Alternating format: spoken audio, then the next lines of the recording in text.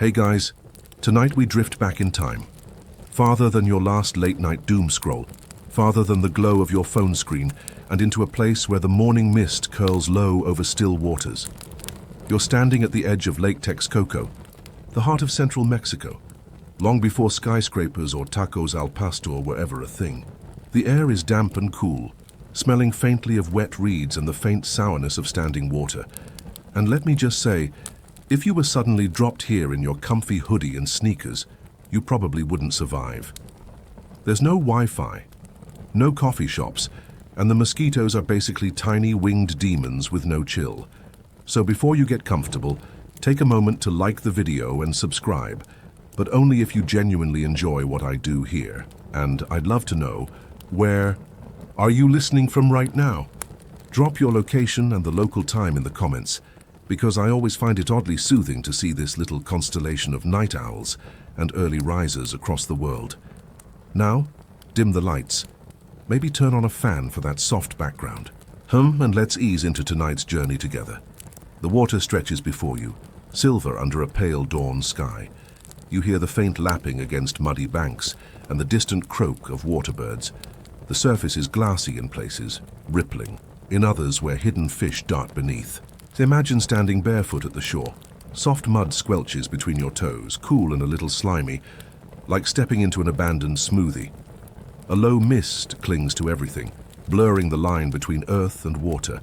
It feels otherworldly, as if you're wandering in a dream.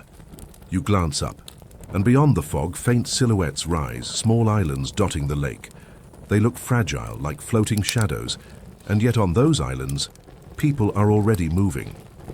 You see figures in woven cloaks, paddling dugout canoes across the morning water, their movements steady, practiced.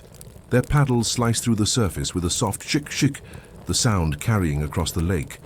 This is no empty wilderness. It is a world in the making. These people, the ancestors of the Mexica and their neighbors, are beginning to stake their lives here. And the truth is, it's not the easiest real estate deal. Lake Texcoco is fickle, sometimes calm, sometimes swelling with storms that flood the low banks. You probably wouldn't buy a vacation home here. Zillow would list it as prime location, panoramic views, but constant threat of drowning. Still, there is a magnetism about this place.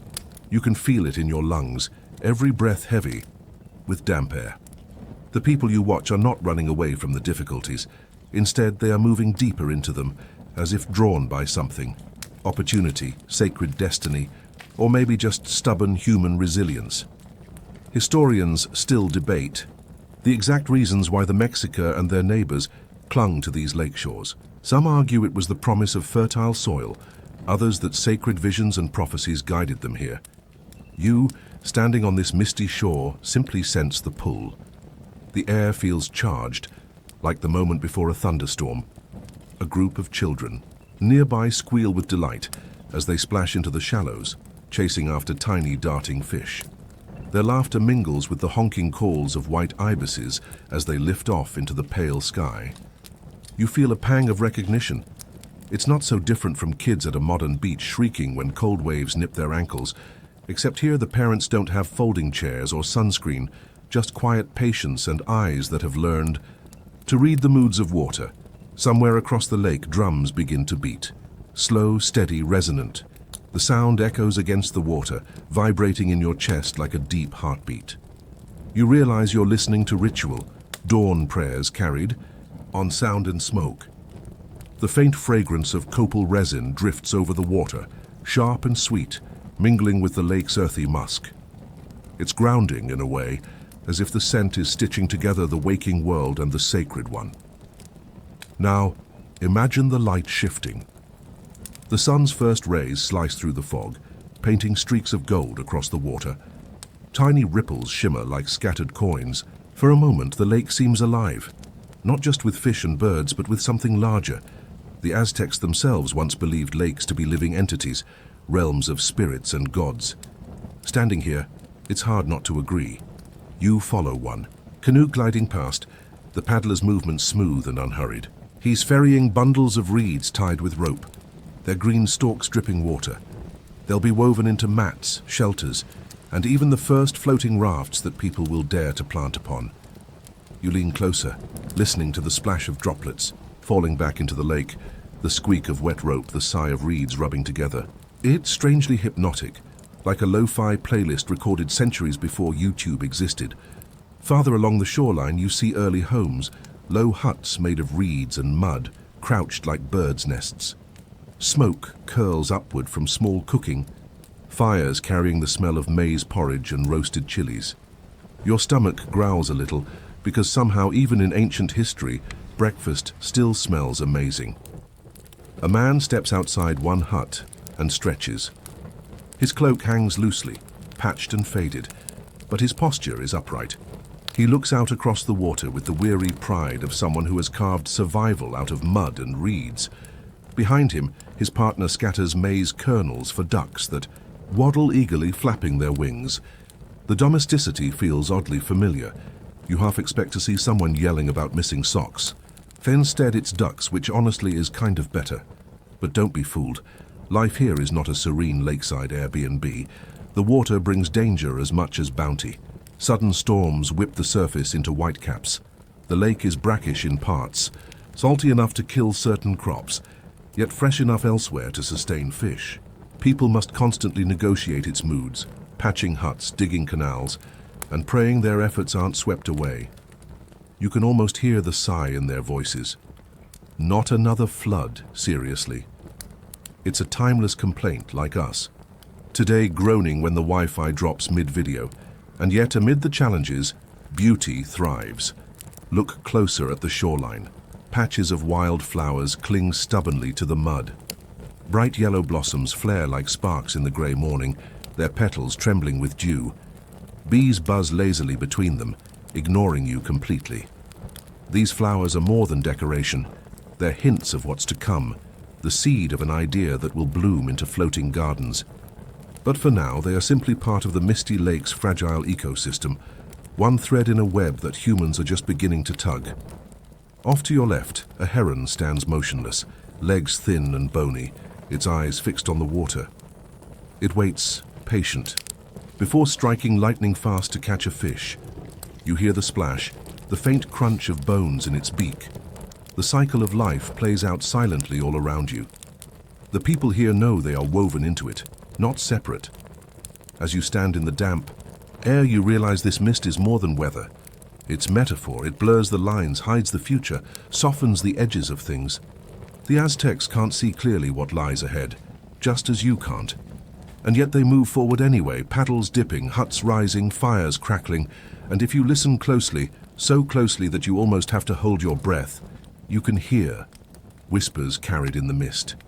They're not ghosts exactly, but echoes of what will come, the rhythm of canals, the laughter of market stalls, the scent of endless flowers. It's faint now, like a half-remembered dream, but soon it will sharpen into reality. The drums across the lake grow louder, steadier. The sun rises higher, burning away the mist. The silver surface of the water glints too brightly, making you squint. Shadows of birds scatter across the ripples, and there, in that fleeting moment, you sense the beginning of something vast. This world is just stirring awake.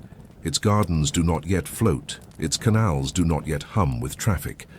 But already the people are listening to the lake, learning its rhythms, weaving survival from its mud and reeds. You can almost feel their thoughts. This is difficult, but this will be home. The mist continues to lift, revealing more of the shore, more of the lives edging toward the water. And with each passing moment, the future presses closer, hidden still but undeniable. The light sharpens, and your gaze drifts toward the settlers themselves.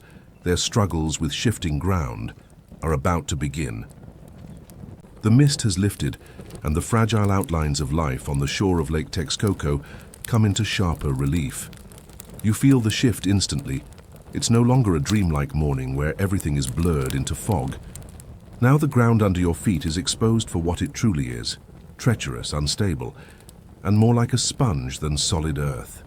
Each step squishes, mud sucking greedily at your toes, making a sound that could be mistaken for someone slurping the last bit of soda through a straw. It's not exactly majestic, but it is reality. The settlers you watch know this all too well. For them, the ground is a constant adversary, refusing to stay firm. You see one man balancing awkwardly as he carries a bundle of wood, muttering something that you imagine translates roughly as, "Seriously, not again," right before his sandal sinks ankle deep into the muck. His companion laughs. "Maybe the lake wants your sandal more than you do." The first man groans, yanks it free with a sucking pop, and trudges on, water splashing up his legs. You smile to yourself. It's the ancient version of stepping into a pothole puddle while wearing new shoes. This land isn't just damp, it's deceptive. Some patches look solid, covered in reeds and tufts of grass. But when someone puts weight on them, they collapse into a sudden squelch of black sludge. Children chase each other along these fragile spots, their laughter suddenly shifting into shrieks when one of them plunges thigh-deep into mud. The others grab sticks, pulling her out with exaggerated heroics, and then laugh even harder when she emerges dripping like a swamp creature. "Told you not to run there," one boy teases. "At least the mud doesn't bite," she retorts, smearing a handful of it onto his tunic. But not everything is slapstick. There is determination in these small communities. You see families reinforcing their homes with woven reed mats and branches driven deep into the lake bed. They build elevated walkways like makeshift sidewalks, raised above the muck, so that when the ground shifts, their huts don't immediately tilt like sinking boats. The smell of wet earth clings to everything, mixing with the sharp smoke of cooking fires and the faint sweetness of drying reeds. The sun climbs higher, and with its warmth comes a chorus of insects buzzing along the water's edge. Dragonflies dart and shimmer, their wings catching light like tiny shards of glass. A woman squats by the water, washing maize kernels in a woven basket, the kernels gleaming yellow against the green water. She sings softly, her voice carrying like a lullaby. Overhead, heron wings flap with heavy grace, reminding you that humans are not the only settlers here. Now here's the thing, if you were to Google Mexico City sinking, you'd find that the ground still shifts today. Modern skyscrapers rest on the same marshy base that once mocked these early settlers. You imagine a time traveler stepping out of a glass tower office, slipping ankle-deep into mud and saying, "Well, nothing's changed." It's oddly comforting to know that some complaints are timeless. You watch a group of men hauling long wooden poles into the lake. They plunge them down, forcing them deep into the soft bottom. The sound is rhythmic, thunk, thunk, thunk, as each pole bites into sediment. A boy nearby whispers to another, "These will hold our homes," but his friend smirks, "Or they'll just fall over again." You chuckle. Kids haven't changed in thousands of years. Skepticism is eternal, and here's your historical anchor for tonight. This settlement around Lake Texcoco will eventually give rise to Tenochtitlan, the Aztec capital. Yes, the very city that Hernán Cortés stumbled upon in 1519, describing it with astonishment as something more dazzling than Venice. Imagine his face when he realized the place was floating on what he thought of as a swamp. Probably a mix of awe and, how do I even explain this to the king? But here's a lesser-known fact. Before any grand city was possible, families here had to deal with the very humble problem of outhouses. That's right. Where do you go when you need to go on an island of mud? The answer, surprisingly, was a kind of proto-composting system. Waste wasn't wasted. It was collected and later mixed into fields as fertilizer. Not glamorous, but effective. And when you stand here in the damp air, you realize their practicality turned even the grossest problem into survival strategy. It makes your modern complaints about recycling bins feel small in comparison. You keep walking along a narrow reed path, its edges fraying into water. Each step creaks, like the groan of an old floorboard. A dog trots ahead of you, tongue lolling, its paws splashing the shallow water. It barks suddenly at a floating log that turns out to be a startled turtle. The dog looks embarrassed when the turtle vanishes, glancing back at you as if to say, "I meant to do that." In the distance, a family wrestles with their hut. The roof has slumped after last night's rain, and they're trying to prop it up again with fresh branches.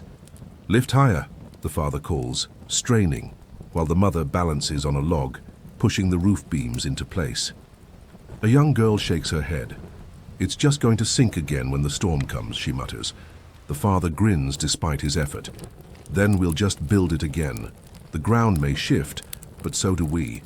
It's a sentiment that sticks with you." This is a culture born not from stability, but from constant adaptation. It's exhausting, yes, but it's also strangely liberating, like learning to dance on a floor that never stays still. The midday heat begins to press down, heavy and humid. Sweat beads on foreheads, mingling with lake mist. The smell of fish, drying on racks, grows stronger, mingling with the earthy aroma of clay pots heating over fire. A child waves a fan of woven palm fronds at her grandmother, who laughs and says, "Faster, faster, or I'll melt like wax." You almost feel like grabbing a fan yourself. Because let's be honest, ancient or modern, no one enjoys humidity. And as the day grows busier, you notice how the settlers' relationship with the lake is more negotiation than conquest. They patch leaks, build barriers, and weave mats to spread across the mud. Each solution is temporary, but each failure teaches something new. It's trial and error, repeated endlessly, until the line between land and water isn't just blurred by mist, but by human invention. One man kneels at the edge, scooping handfuls of mud into a basket. His friend asks, "What are you doing with that?" He replies, "Building ground where there is none." How the friend frowns. "Mud on water doesn't make ground." The man shrugs. "Not yet, but it will." You don't know it, but in his stubborn words lies the seed of the chinampas, the floating gardens that will one day turn this watery uncertainty into thriving farmland.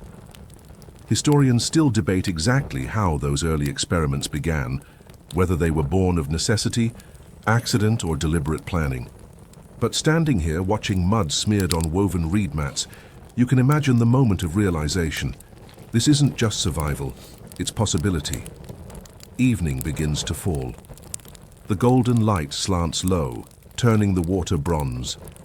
Frogs croak loudly, their voices overlapping into a chorus that sounds almost like laughter. Smoke rises in ribbons from cooking fires, carrying the scent of beans simmering in clay pots.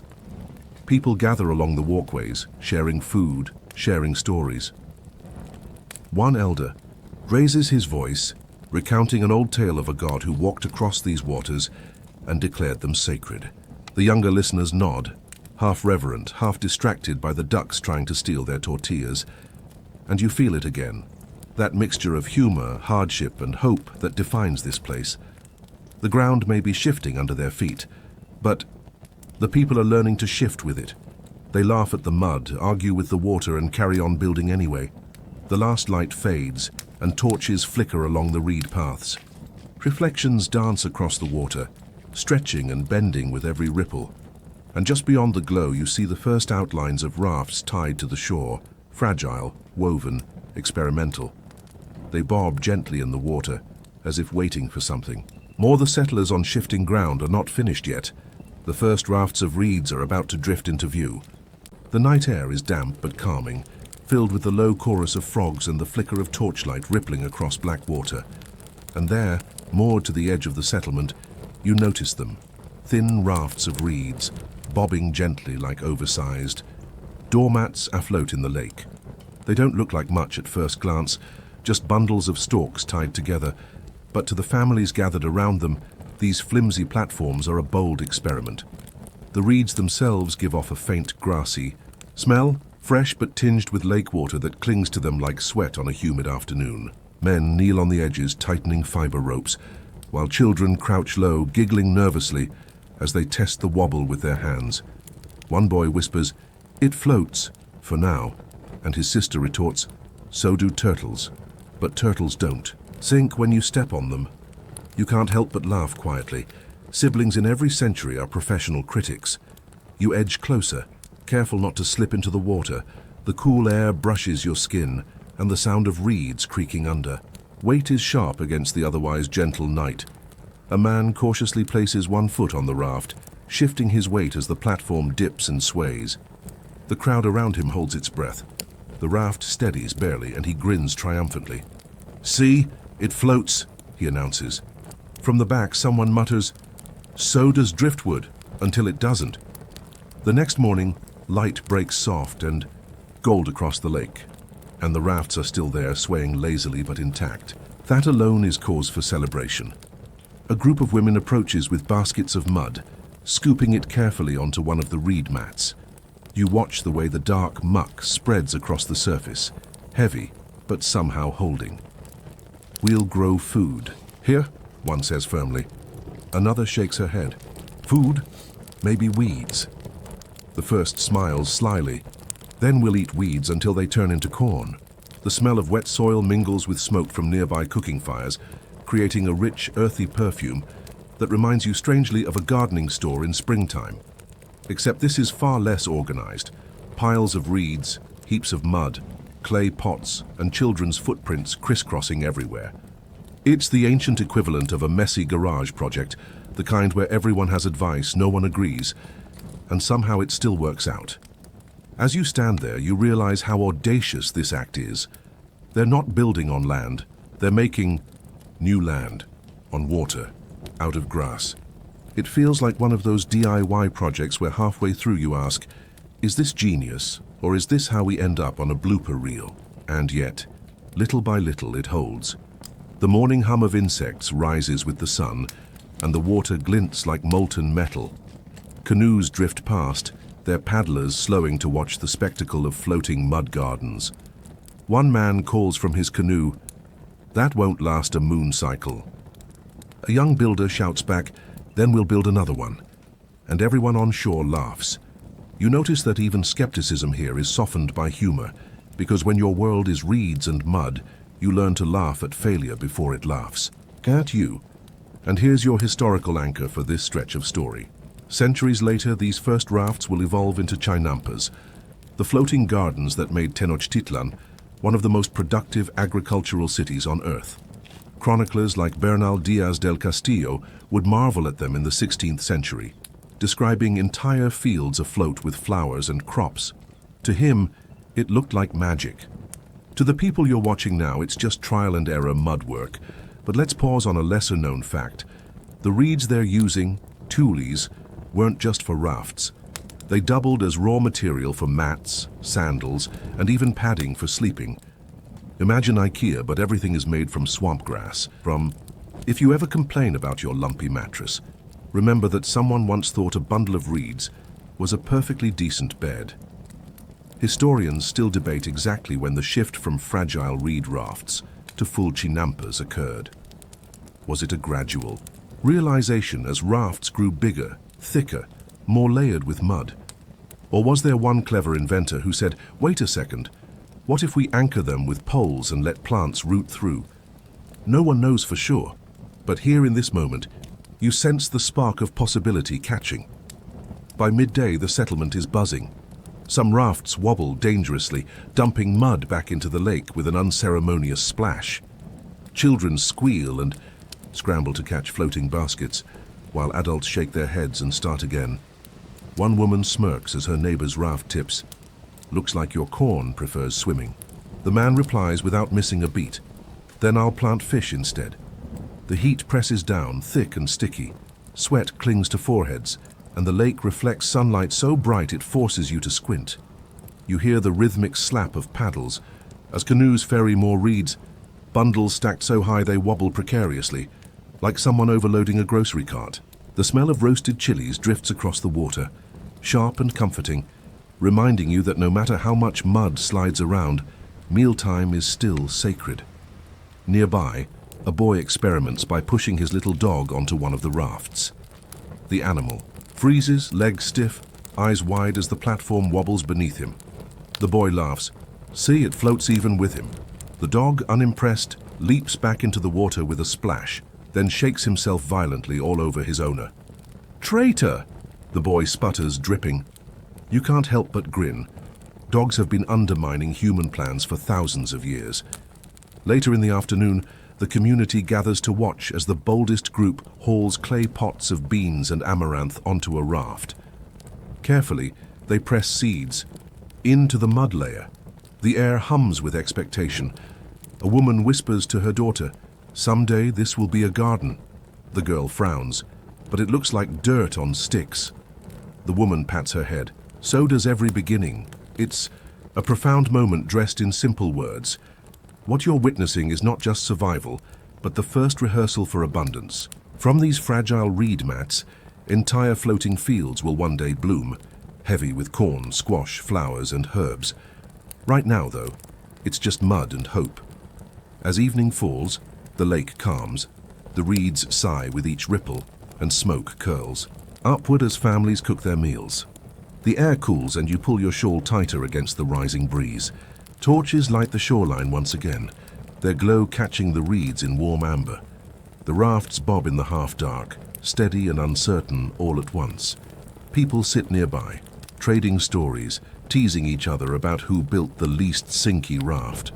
One elder clears his throat and begins a story, his voice slow and deep. Long ago, the gods set mountains where there was water and lakes where there was land. They laugh when we try to change it. But sometimes, when we laugh back, they let us win. The listeners chuckle softly, but there's reverence in the sound too. You realize that here, humor isn't just a relief, it's a kind of faith. The last light fades and stars begin to prick the sky, mirrored faintly in the dark water. You hear the soft creak of reeds shifting, the hush of canoes tied against the current, and the quiet murmur of families settling in for the night. The rafts float patiently, as if waiting for the hands that will return tomorrow with more mud, more reeds, more stubborn persistence. And as you drift into this tranquil scene, you sense that these first rafts of reeds are only the beginning. Soon they will grow into something larger, plots of life and color that will transform this shifting lake into a patchwork of floating earth.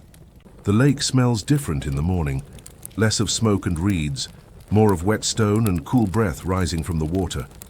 Mist drifts low across the surface, wrapping the fragile rafts in a veil that makes them look more ghost than garden.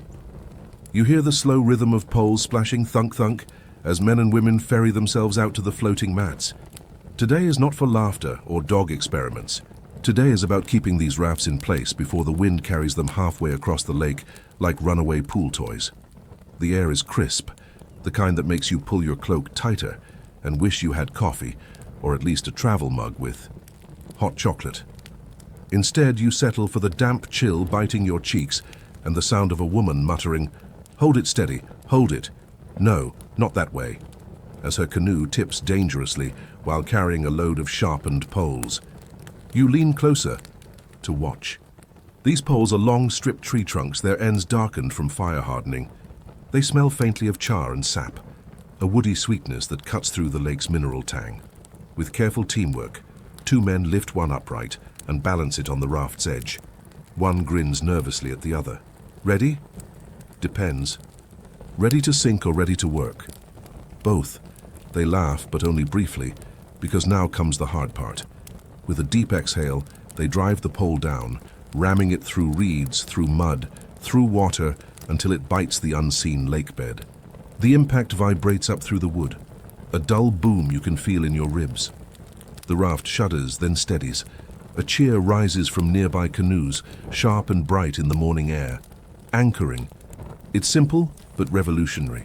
Without it, these mats are just oversized lily pads, drifting wherever the current fancies. With it, they can become platforms for planting, for building, for imagining. It's like upgrading from inflatable furniture to actual chairs. You stop worrying about deflation in the middle of dinner. The smell of freshly disturbed mud rises to the surface, dark and pungent, mixed with the faint sweetness of algae. You wrinkle your nose. It's the ancient version of low tide. Still, the people around you inhale with satisfaction. To them, this is the smell of possibility. Nearby, another raft crew is less lucky. Their pole glances off a stone beneath the water and slides sideways, nearly capsizing the platform. Children on shore shriek with delight at the spectacle, clapping as if it's a circus act.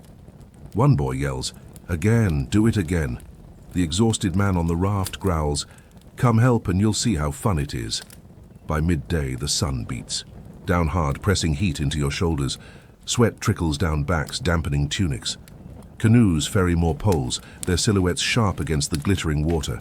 The rhythmic pounding of stakes echoes like distant drums.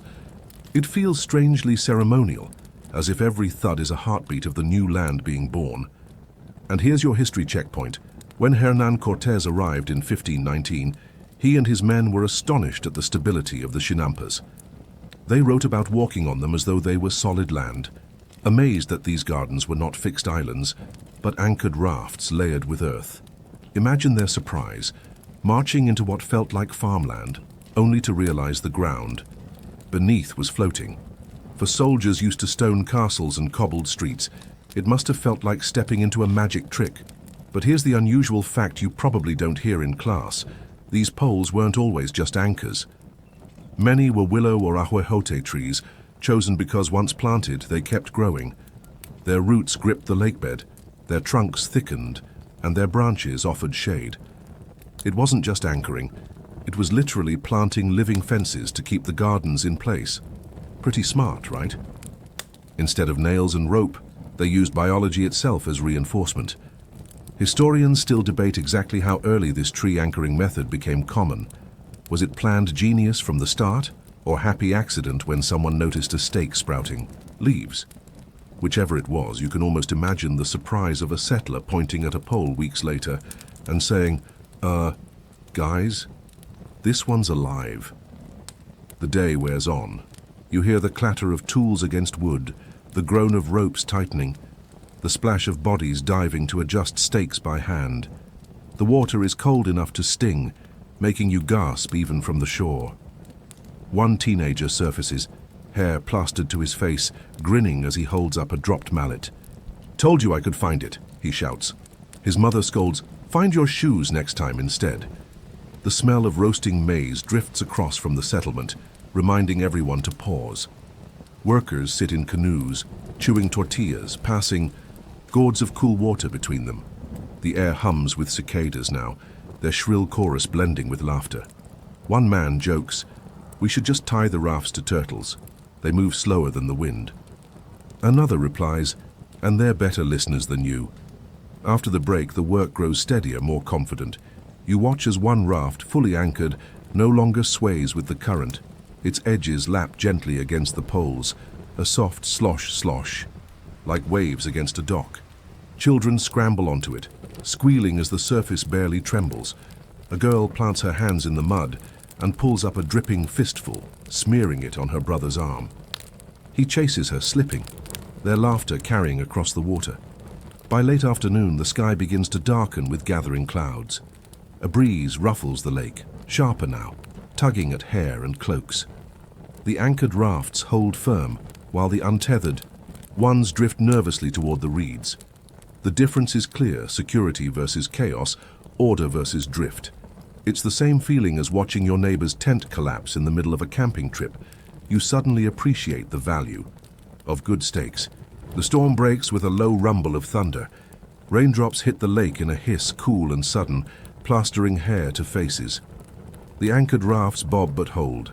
People huddle under makeshift reed canopies, their voices raised in half-annoyed, half-amused complaints. "At least the mud is wetter." "Now," one man calls to laughter. Lightning flickers across the sky, reflected in trembling silver lines on the water.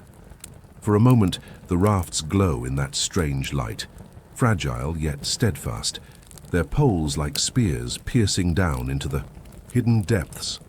You feel a shiver, not just from the chill, but from the quiet realization that these people are literally tying themselves to the lake, staking their future into its shifting body.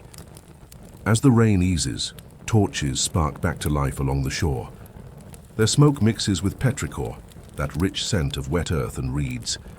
The air feels cleaner, washed. Canoes drift lazily now, ferrying families back to shore. The anchored rafts remain, silhouettes in the dusk, steady against the softened ripples. An elder speaks softly to a small group, his voice barely carrying over the water. "The lake is deep, but our roots must be deeper. If the water moves, we hold. If the wind pushes, we stay. This is how a garden is born." The listeners nod, faces glowing in the torchlight, their eyes fixed not on him, but on the rafts beyond. The night closes in again, heavy with the scent of damp reeds and firewood. "Smoke?" You sit by the shoreline, listening to the frogs return to their chorus, the creak of anchored wood, the occasional splash of fish. The rafts float quietly, no longer just experiments, but the beginnings of stability, of permanence. and as your eyes adjust to the dark, you notice something new. Faint green shoots, poking up through the mud on one raft, fragile but alive.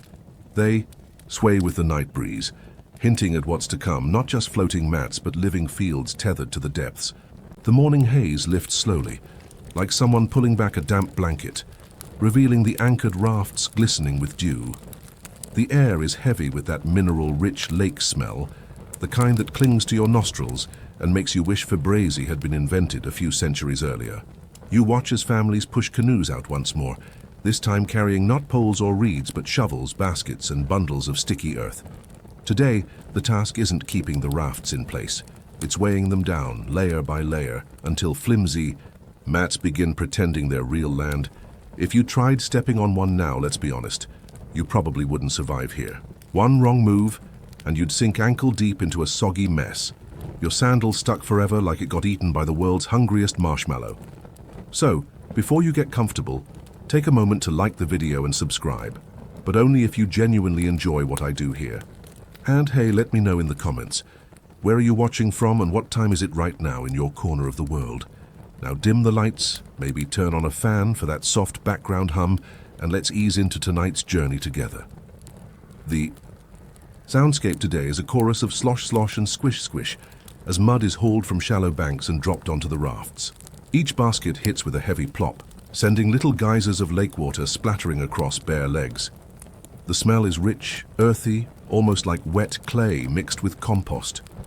You breathe it in, and it sticks to the back of your throat. Impossible to ignore. Careful with that, one woman scolds as her son dumps a load too hard, tipping the raft slightly. It's supposed to be heavy, isn't it? He shoots back. Yes, heavy, not catastrophic. The boy giggles, wiping his muddy hands across his chest like war paint. Somewhere nearby, another child sneezes dramatically after flicking lake muck up his nose, prompting a round of teasing laughter. You crouch closer and see the technique. Unfold. A base of reeds, then mud, then more reeds, then another round of sludge. It's like making a giant edible lasagna, except this version would absolutely kill your appetite. The alternating layers trap moisture, bind together, and slowly transform the raft from something delicate into something dense, steady. It's messy, exhausting work. The midday sun presses down hot and relentless, turning sweat into rivers that carve paths through streaks of mud on workers' skin. The rafts groan under the weight, reeds creaking, water oozing up through gaps.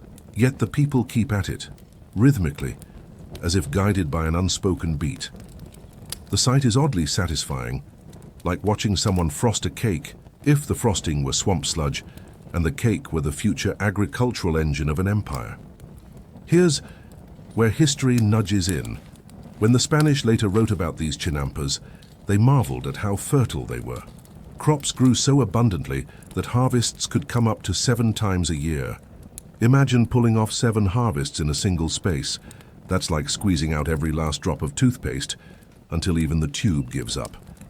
But here's the lesser-known detail. The settlers didn't just dump any mud. They deliberately dredged from areas rich with organic sediment, full of decaying plants, fish remains, and lake nutrients. This wasn't random. It was proto-soil science. One elder even jokes to a young helper, "Don't scoop from there, boy, that's just mud. Scoop from here, this mud has life in it." You almost expect him to wink at the camera like a cooking show host unveiling a secret ingredient. Historians still debate whether this layering process began as careful strategy or desperate improvisation. Did someone test different sediments and realize which worked best? Or was it the slow accumulation of trial and error, generations learning through muddy failures? By afternoon, the atmosphere grows more communal. Canoes ferry back and forth, kids forming relay lines to pass baskets of muck, women weaving extra reed mats to patch soggy edges. The air is filled with chatter, laughter, the occasional splash as someone accidentally pushes their sibling into the shallows. The sunlight shimmers on water, dazzling bright, while dragonflies dart like tiny sparks above the rafts. At one raft, 2 men argue good-naturedly. "You're piling too much on one side." "I'm balancing it." "Can't. You see? If this were balance, I'd eat my canoe." Sure enough, the raft lists sharply, sending a basket rolling into the water. A boy retrieves it, holding it aloft like a trophy before deliberately dumping the rest of the mud on his father's foot. Everyone bursts out laughing. The day hums with these small dramas, but under it all, the rafts are thickening. Step by step, they begin to hold weight with less wobble. Waterlogged reeds compress, mud settles, and the surface gains texture. Not slick reeds, but something closer to soil.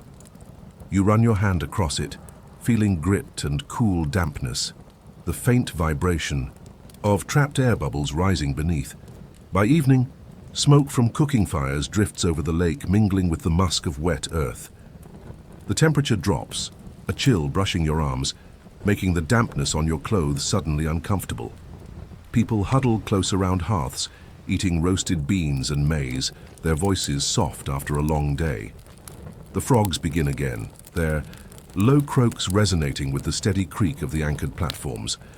And then in the torchlight, you notice something subtle but profound. The rafts no longer look temporary. Their edges rise just a little higher above the water, their surfaces darker, denser. They are no longer just floating mats. They are the first hints of land, not born of stone or mountain, but built, layered, coaxed into being. An elder murmurs to the children clustered near him, "The gods gave us water. We give ourselves ground. Between the two life grows." His words sink into the night, like the mud into the rafts, layer upon layer, forming not just gardens but memory. The stars wheel overhead, crisp and clear, their light scattering across the lake's rippling surface. You sit there a little longer, breathing in smoke, damp reeds and soil that feels freshly alive. The sound of paddles fades as families return to shore, leaving the rafts heavy, patient and waiting. And as the darkness deepens, you sense what comes next. Not just the layering of mud, but the layering of time itself. Soon these rafts will not only hold crops, but shape a city's heart. The rafts no longer look like experiments.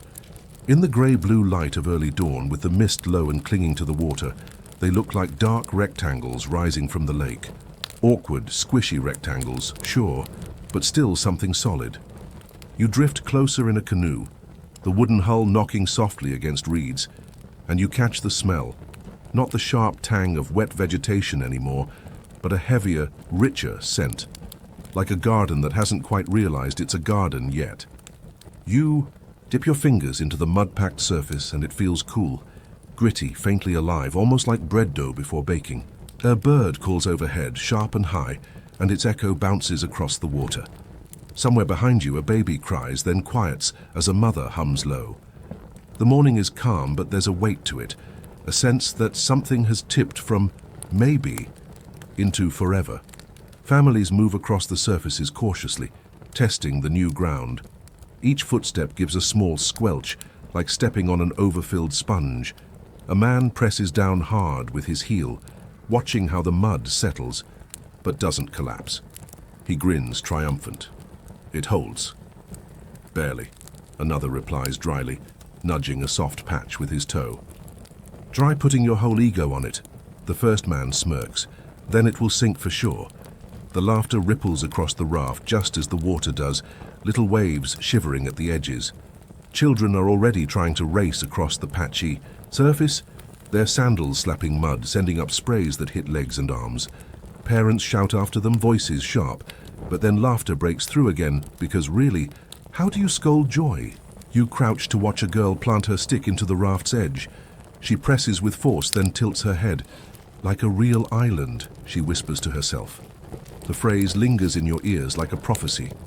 The first plantings begin, not careful crops yet, but test sprouts.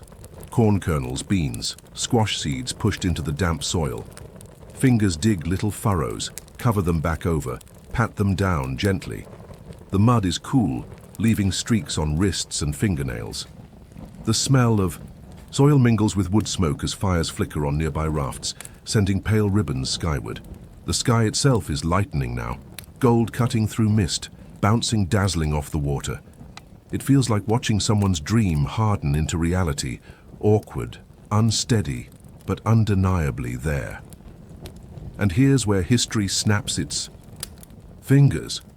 What you're seeing is not just clever gardening, it's the foundation of one of the most productive farming systems the world has ever known, the chinampas, floating fields that in time would feed hundreds of thousands in Tenochtitlan, a city larger than almost any in Europe, when Hernan Cortés first stumbled in looking like he'd just rage quit a sailing trip. But here's the part fewer people mention. Chinampas weren't technically floating. They were tethered, built up with enough mud and organic material that they became semi-permanent islands. The water shimmered between them in neat canals, like liquid. Streets. Canoes glided between these strips of farmland as easily as we swipe through delivery apps now. And unlike delivery apps, there weren't any mystery service fees. Historians still debate exactly when the first true chinampas appeared. Some argue they began centuries earlier as small experimental rafts. Others claim it was during the rise of the Mexica, when survival in a soggy valley demanded creativity. What's not debated is the brilliance. These artificial islands turned watery chaos into order and scarcity into abundance. By midday, the work intensifies. The sun is hot now, baking down on mud that steams faintly, releasing an earthy tang that clings to your clothes. Sweat rolls off foreheads, mixing with the dirt until no one can tell where skin ends and soil begins. The sound is constant. Paddles dipping, baskets sloshing, reeds rustling, voices shouting, singing, scolding, laughing. You pause to listen to an exchange between two women kneeling in the muck, pressing more reeds into the sides of the platform. This will never hold through the rains. Then we make it thicker. And when it sinks, the other smirks, not looking up. Then we swim. You grin because, honestly, the entire enterprise feels like that. Bold, precarious, with the lake always threatening to swallow it whole. Yet the persistence is stubborn. Children splash in the canals. Dragonflies shimmer above like flying jewels, and smoke curls from cooking pots where beans bubble. The surface of the chinampas begins to firm, mud drying just enough that footprints stay shallow instead of deep. Someone sticks a pole up right at the corner, decorating it with a bright cloth scrap, marking the field as theirs. Others follow, until each new island has its own flag of sorts, fluttering weakly in the breeze. It's like watching neighborhoods sprout overnight. Only instead of picket fences, you get poles wrapped in old tunics. You can almost see the future here. Canoes gliding through narrow canals, laden with tomatoes, chilies, flowers, corn, all the colors of a feast. You picture Tenochtitlan rising on the horizon, temples gleaming, causeways stretching, fed by these humble, muddy rectangles. And somewhere, inevitably, someone arguing about whose mud patch grows the tastiest squash. Speaking of squash, you lean closer to a mound where seeds were pressed earlier. Nothing yet, of course, but there's a quiet anticipation in the air, like the first minutes of a concert when the instruments are tuning and everyone knows something is about to begin. As the sun dips lower, families gather again. The air cools, the scent of damp soil rising stronger with evening dew. Torches are lit, their flames crackling, sending sparks up like fireflies. The chinampas sit darker against the glowing water, solid silhouettes now, no longer just rafts. People sit along their edges, legs dangling above the canals, voices low and tired but proud. An elder raises a gourd of drink and says softly, "We have made the water into earth." It's not a toast so much as a spell, the kind of words that press themselves into memory. You look around and see faces lit by firelight, streaked with mud, eyes glowing with both exhaustion and triumph. You can almost taste the satisfaction in the air. It's salty, smoky, earthy. The kind of satisfaction that makes all the backaches worth it, the kind that people centuries later would still envy. The stars prick through the sky, one by one, mirrored in the rippling water. A baby laughs somewhere in the dark. Someone begins a song, low and rhythmic, about maize sprouting from mud. The chinampas rest heavy and new, their first roots both literal and symbolic settling into place. And as the night folds around the lake, you sense the next step waiting in the shadows. It's no longer about whether these rafts will hold. The question now is how to shape them into order. Fields, canals, a city stitched by water and soil. The quiet hum of paddles promises what's coming. The birth of patterns, of rows, of a landscape designed to feed more than families, an entire empire. The night fades into a bruised blue dawn, and the lake exhales mist that drapes itself like silk across the water's skin. You hear the soft hush of paddles slicing through it, the rhythmic creak of wooden canoes shifting under weight, and somewhere, the faint pop of reeds as they snap in shallow water. The air smells of smoke and wet grass, mixed with the metallic tang of lake water that clings to your tongue. You rub your arms because it's cool, chilly enough that your breath fogs in front of you, but you know it won't last. By noon, the sun will slap you like you've insulted it personally. Voices rise through the fog. Someone calls instructions. Another shouts back, and laughter follows when a canoe tips sideways, spilling baskets of reeds into the canal. That was on purpose, the soaked paddler insists, sputtering. Sure, a voice answers, just like you meant to drop your lunch yesterday. The teasing floats as easily as the canoes themselves. You notice the rafts aren't just rafts anymore, they're being framed. Men and women drive poles into the muck between platforms, mapping invisible lines across the lake. They shout distances, argue about straightness, then shrug and adjust when water currents mock their geometry. The lake resists being tamed, but slowly, reluctantly, it yields. From above, if you could somehow fly like one of the herons tracing lazy arcs overhead, you'd see the beginning of order. Straight lanes of water carving paths between the dark. Blocks of mud and reeds. Canals, not accidents anymore, but deliberate. They gleam in the rising light, silver ribbons that stitch the chinampas together. The sound of them being cut into shape is its own soundtrack. Mud slopping, poles thudding, reeds crunching under blade edges. Water splashes cold against calves. You feel the sharp sting of it on your skin, refreshing at first, numbing when it soaks too long. Still, the work doesn't stop. These will be our streets, a man mutters, leaning on his paddle. Better than streets, a woman answers, wiping mud from her cheek with the back of her hand. No dust, no ruts, only fish. Fish don't collect taxes, the man grins. Not yet, she shoots back, and they both laugh until their shoulders shake. The image sticks with you, these watery paths as future boulevards. Canoes gliding the way traffic hums down avenues now, except with fewer potholes and more egrets. Honestly, it looks more functional than most city planning meetings you've ever sat through. By midday, the lake blazes. Sunlight scatters across canals until your eyes ache with it. The water glitters like molten silver, so bright it's almost rude. Heat presses down, drawing sweat that runs into collars and makes mud streak into art across forearms. The air smells sharper now. Wet earth baked under sun, sweet reeds cut fresh, and the faint brine of drying fish from baskets tied to canoe edges. Children splash in the newly carved channels, chasing each other with dripping reeds. One boy paddles furiously, trying to ram his canoe into his brother's, yelling, "I'm faster than the wind," just before he promptly spins sideways and crashes into a mud bank. His brother's laugh carries across the canal, loud and triumphant. Parents shout half-hearted scolds, but they're smiling too. You lean down and trail your fingers in the canal water. It's cool, carrying faint vibrations from paddles and poles, like a living hum beneath the surface. Tiny fish dart close, curious, then vanish in flashes of silver. Dragonflies skim overhead, wings buzzing like thin strings on a harp. Somewhere, someone starts singing, low, rhythmic, almost like rowing turned into sound. The melody drifts across the water, blending with the creak of canoes until you're not sure where work ends and music begins. It hits you then. This isn't just engineering, it's choreography. Canals sliding between chinampas are like threads weaving fabric, and the people here are dancing on the loom. A historical aside sneaks in, as history often does when you least expect it. When Hernán Cortés first marched into Tenochtitlan, in 1519, one of the things that most stunned his men were these very canals.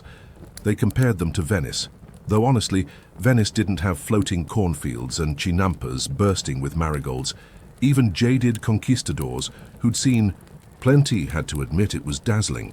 Imagine Europeans walking into this watery metropolis, their steel boots clanking, while locals slipped gracefully by in canoes, produce piled like living rainbows. It must have been like stepping into a dream, albeit one they'd later set on fire. But here's a stranger fact. These canals weren't just for farming or transport. Some doubled as boundaries between neighborhoods, even as informal defense lines. In times of conflict, rafts could be pulled up or passages blocked, turning silver threads into barriers. Historians still debate how much of the Chinampa network was designed for war versus peace, but either way, the water was both lifeline and shield. You crouch on one of the banks, squelching into the damp earth, and listen to a short exchange. "Make it wide enough for 2 canoes to pass," one elder insists, measuring with his arms. "But not so wide we lose land," a younger builder counters. "So when your canoe meets mine, what then?" Then you wait. The elder shakes his head, laughing. Youth always thinks the world will wait for them.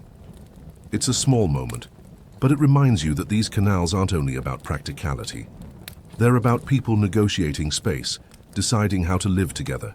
Just like traffic lanes, bike paths, or deciding who gets the armrest on an airplane, it's always about compromise. By late afternoon, the network starts to gleam with symmetry. Rectangles of farmland rise dark and solid, bordered by shining lanes of water. The sight is mesmerizing, like a checkerboard made of earth and liquid silver, each square carrying stories of sweat, laughter, and ambition. Canoes move more smoothly now, paddles slicing with practiced rhythm. The sound is softer, more confident, less chaotic than morning. You smell roasted maize drifting from a cooking fire, sweet and nutty, making your stomach growl. The sky overhead deepens toward orange, light reflecting off canals until they glow, like strips of molten copper. The air cools again, and you shiver as damp breezes skim across your skin. Somewhere a baby laughs, a dog barks, and voices murmur low. The canals are no longer just trenches in the lake, they're alive. Fish dart through them, canoes glide like whispers. Even the torches, lit again as night approaches, reflect twin lines of flame across their surfaces, making them look like fiery threads sewn into the dark water. You feel like you're standing inside a tapestry woven from mud, reed, water, and willpower. And in the hush of nightfall, you catch yourself thinking ahead. These canals, today just newborn ribbons, will someday carry thousands of canoes heavy with goods. Tomatoes, chilies, flowers so vivid they look stolen from rainbows. They'll bear the lifeblood of a city. They'll shimmer under moonlight when ceremonies unfold on temple steps. They'll also carry the weight of conquest, blood, and endings. But for now, they glisten softly, patiently, as if aware of everything. They'll hold in the centuries to come. The stars appear again, mirrored in every strip of water. You hear the last creak of paddles stilled for the night, the whisper of reeds in the breeze, and the faint sound of someone humming by firelight. The chinampas rest, the canals shimmer. The fabric of a city has been threaded, and soon it will need a pattern bold enough to hold an empire. The sun wakes earlier than you, spilling over the horizon in a sheet of gold that sticks to the water like melted honey. You squint against the glare, wishing sunglasses existed, but instead you shield your eyes with a muddy hand. The air is sharp with the smell of wet bark and damp grass, and already the workers are stirring. You hear poles clunk into water, ropes creak tight, and the faint chatter of families setting out baskets of saplings. Today isn't about mud or rafts. Today is about walls. Not stone walls, not brick walls, living ones. Willow and ahuejote. Trees young and thin are being carried out in bundles. Their roots trail like tangled hair dripping lake water, and when they're plunged into the muck, they make a satisfying schlurp sound that vibrates in your bones. You shiver, not from the cold this time, but from the thought that these sticks will soon grow into giants, hemming the chinampas like fences that breathe. Put it deeper, or it'll fall with the first wind, an elder calls out. Then, you come push it yourself, a younger man shouts back, grinning. I already did, the elder shoots 500 times. The younger man groans but pushes harder, splashing mud onto his own tunic. You crouch near one of the saplings. Its bark is cool, slick with morning mist. When your fingers brush it, the surface feels almost like damp leather. Someone pushes it deeper into the muck beside you, and the smell of churned sediment rises. Thick, swampy, a mix of fish and rot that clings to your nose hairs. You wrinkle your face, and a woman laughs. "Smells like food tomorrow," she says. "Smells like socks left too long," you mutter. She doesn't know what socks are, but she chuckles anyway. The walls take shape quickly. Each chinampa is framed, boxed in by these living saplings, like a painter outlining a canvas before filling it with color. When the breeze stirs, the tender leaves rustle, a whispery counterpoint to the splash of water and the distant calls of cranes overhead. By midday, the sun is merciless again. You wipe sweat from your forehead, but it only mixes with dust and mud until your skin feels like gritty parchment. The air shimmers. The saplings droop in the heat, their leaves curling slightly, but people shade them with reeds and splash water at their bases. It's oddly tender, like watching parents fuss over a nursery full of babies. Children help too, or at least they think they do. One boy proudly pats mud around a sapling's base, only to slip and sit down hard in the muck. "See? I water it. With my whole body," he announces. His mother shakes her head but can't stop laughing. Another child ties a reed bow to a young tree and whispers, "Grow strong, little one." It's the kind of scene that would melt your heart if it weren't also melting under the sun, and the humor doesn't stop. Someone jokes, "These trees will outlive us." Another replies, "If my neighbor's cooking keeps smelling like burnt maize, they'll outlive me by next week." The laughter ripples louder than the waves against the banks. There's a reason for this careful planting. The willows and ahuejotes aren't just decoration. Their roots will grip mud like fists, locking each chinampa so it won't drift when storms roll in. They'll drink greedily, stabilizing soil, while their branches break wind that would otherwise tear tender crops apart. Shade, structure, strength, nature drafted into architecture. Here's the kicker. Some of these trees still stand centuries later, marking the bones of old chinampas. That's not myth. That's endurance you could only dream of in your IKEA bookshelves. The day stretches. You hear a steady rhythm, poles thudding into muck, roots splashing, reeds crunching underfoot. The air tastes of clay dust kicked up by labor, and each inhale scratches your throat. The light dims as afternoon clouds pile up, their bellies gray and swollen. The temperature shifts, cooler, restless. You know what's coming. Rain. It arrives suddenly, fat drops hammering the lake with a sound like a million hands clapping. The canals turn into rippling mirrors. People shout, scramble, laugh. Children shriek with delight, racing through puddles. You feel the water soak through every layer, running icy down your spine until you hiss between your teeth. But the saplings, oh, they love it. Leaves glisten, roots slurp. The walls of willow and ahuejote seem to perk up like dancers hit with spotlight. "Good omen," an elder declares, raising his face to the rain. "Good excuse to stop working," someone else mutters, though they're still hammering poles. As evening arrives, the rain eases. Mist rises again, curling around sapling trunks until the chinampas look like floating temples half hidden by smoke. Fires spark to life, their glow turning wet leaves into tiny lanterns. The air smells fresher now, washed clean, with a sweetness that almost makes you forget the mud caked between your toes. You lean back on the damp ground, watching the torches flicker against new walls of green. Canoes drift slower now, ripples, stretching out in lazy rings. Insects buzz, frogs croak, and somewhere a dog barks sharp against the hush. The city's skeleton is forming, not of stone, but of living wood and water. History has a way of nudging itself into your reverie. Later, when Cortés and his men fought their way into this lake world, these walls of willow and ahuejote were both obstacle and resource. They slowed cavalry, tangled in armor, and shielded defenders in canoes. The Spanish chroniclers wrote about chinampa trees as if they were cunning traps, almost alive, and in a way, they were. A lesser-known fact: these same trees also supplied materials for medicine. Bark and leaves from ahuejote were used to soothe pain and reduce fevers, so the very walls holding soil in place were also a kind of pharmacy. Living fences, living medicine cabinets. Multitasking long before smartphones made us believe we invented efficiency. But of course, historians still debate whether the original use of ahuejote was more agricultural than medicinal, or if practicality blurred the lines into both. The truth, as usual, is probably somewhere in the middle. Night falls heavy. The stars blink between branches, their reflections scattered on silver canals. The air is cooler now, wrapping you in dampness, like a heavy blanket. Somewhere nearby you hear soft singing, a lullaby perhaps, and the creak of a hammock swinging in the shadows.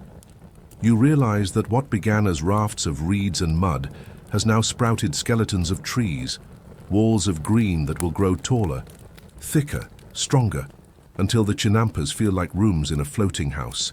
Earth, water, and now wood, all three stitched into permanence, and as you watch the saplings sway gently, their shadows bending long across the water, you can't help but wonder what happens when these walls, so tender now, are woven into the fabric of defense, trade, and power. Morning fog curls low over the chinampas, like smoke that forgot to rise. The air is cool, damp, and smells faintly of lakeweed and fresh soil. Somewhere, a bird cries out, sharp and metallic, cutting through the hush of paddles dipping. You step onto a plot still slick with dew, mud sucking at your sandals like clingy toddlers. Today isn't about staking walls or carving canals. It's about filling these frames with life. Baskets arrive first, swaying on shoulders, filled with kernels, tubers, and tiny seedlings. Corn husks rustle, beans clink together in gourds. Squash vines tangle like green ropes trying to escape. But here's the twist. You're not just sowing calories. Flowers arrive too. Marigolds, dahlias, and wild blooms are carried in with as much reverence as maize. Food for the stomach, beauty for the spirit. The two sown side by side as if the earth itself needs both to breathe. Put the flowers near the edge, a woman instructs. Why? So the fish can admire them? A boy teases. She smirks. So the neighbors do. The planting begins. You crouch low, the soil damp against your knees, and press kernels into the mud. Each push releases a faint, earthy scent like crushed mushrooms and rain-soaked leaves. A little girl next to you scatters flower seeds with exaggerated drama, flinging them wide like she's seasoning a giant stew. Her brother rolls his eyes. You're wasting them. They'll grow where they want, she replies, shrugging, with the wisdom of someone half his height. The sun climbs higher, heat wrapping you like a damp cloak. Sweat drips into your collar, salty and itchy. You swipe it away and keep pressing seeds. Around you, voices hum, chants, laughter, instructions, gossip, all woven with the rhythmic scrape of hose and the splash of water poured from clay jugs. The ground darkens as moisture seeps in, glistening like fresh paint. And then comes the layering, the part that makes chinampa farming look like some prehistoric version of lasagna. Mud is spread, then reeds, then silt, then more mud. Each layer has its role, locking in nutrients, balancing wetness and air.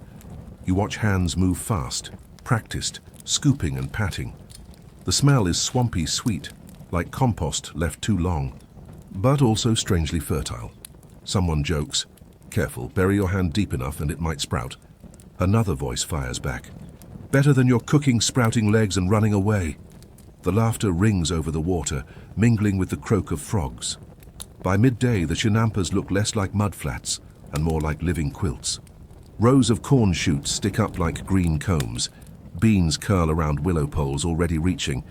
Squash sprawls lazy across the ground, its leaves wide as plates. And everywhere, splashes of color, bright orange marigolds, red dahlias nodding. White blossoms trembling in the breeze. It's not accidental decoration. Flowers ward pests, attract bees, and yes, make the whole floating garden look Instagram-worthy centuries before Instagram. You catch the smell as wind shifts, sharp citrusy marigold mixed with damp earth and faint sweetness of dahlia. It's a perfume made by accident, yet perfect. You inhale deep, then choke slightly on a mosquito that flies right in. Smooth. The canals sparkle like mirrors in the afternoon light, reflecting rows of green and bursts of orange flame. Canoes glide past, delivering more seedlings. A boy steers too hard and tips slightly, shouting, "Faster than yesterday," before nearly dunking his cargo of bean plants. "You'll plant them underwater at this rate," his father calls, not even looking up. "They'd still grow," the boy insists. Not if the fish eat them first. And here's where history sneaks in again. The Three Sisters method, corn, beans, and squash together, wasn't unique to the Valley of Mexico. It stretched across much of the Americas. Corn grew tall, beans climbed it, squash sprawled at the base shading weeds. A teamwork garden, efficient and resilient. But here in Chinampas, the method was paired with flower cultivation on a scale unmatched elsewhere. When Cortés and his men marched into Tenochtitlan, they described causeways lined with blossoms, markets overflowing with cut flowers, and floating gardens that looked like painted carpets drifting on water. The beauty wasn't decoration, it was policy, display, a flex of abundance, a lesser-known fact. Some flowers were edible, folded into tortillas or brewed into drinks. Others served in rituals, and a few were purely ornamental, cultivated simply, because they made life less grey. Historians still debate whether the Aztecs prioritized aesthetics or utility in these mixed plantings, but standing here, watching marigolds gleam against corn rows, you suspect the answer is both, obviously. The workday lingers. Sweat dries to salt on your skin, leaving you itchy and coated. The air buzzes with bees investigating blossoms, their hum steady, hypnotic.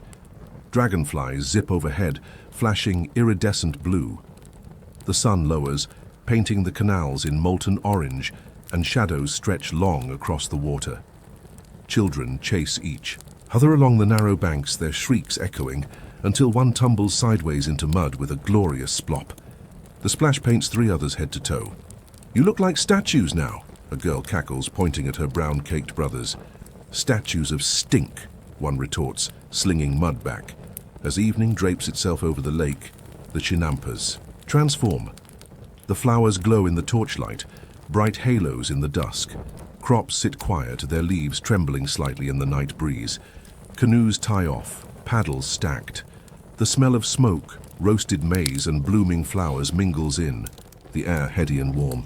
Somewhere a flute begins to play, thin and reedy, rising over the insect chorus.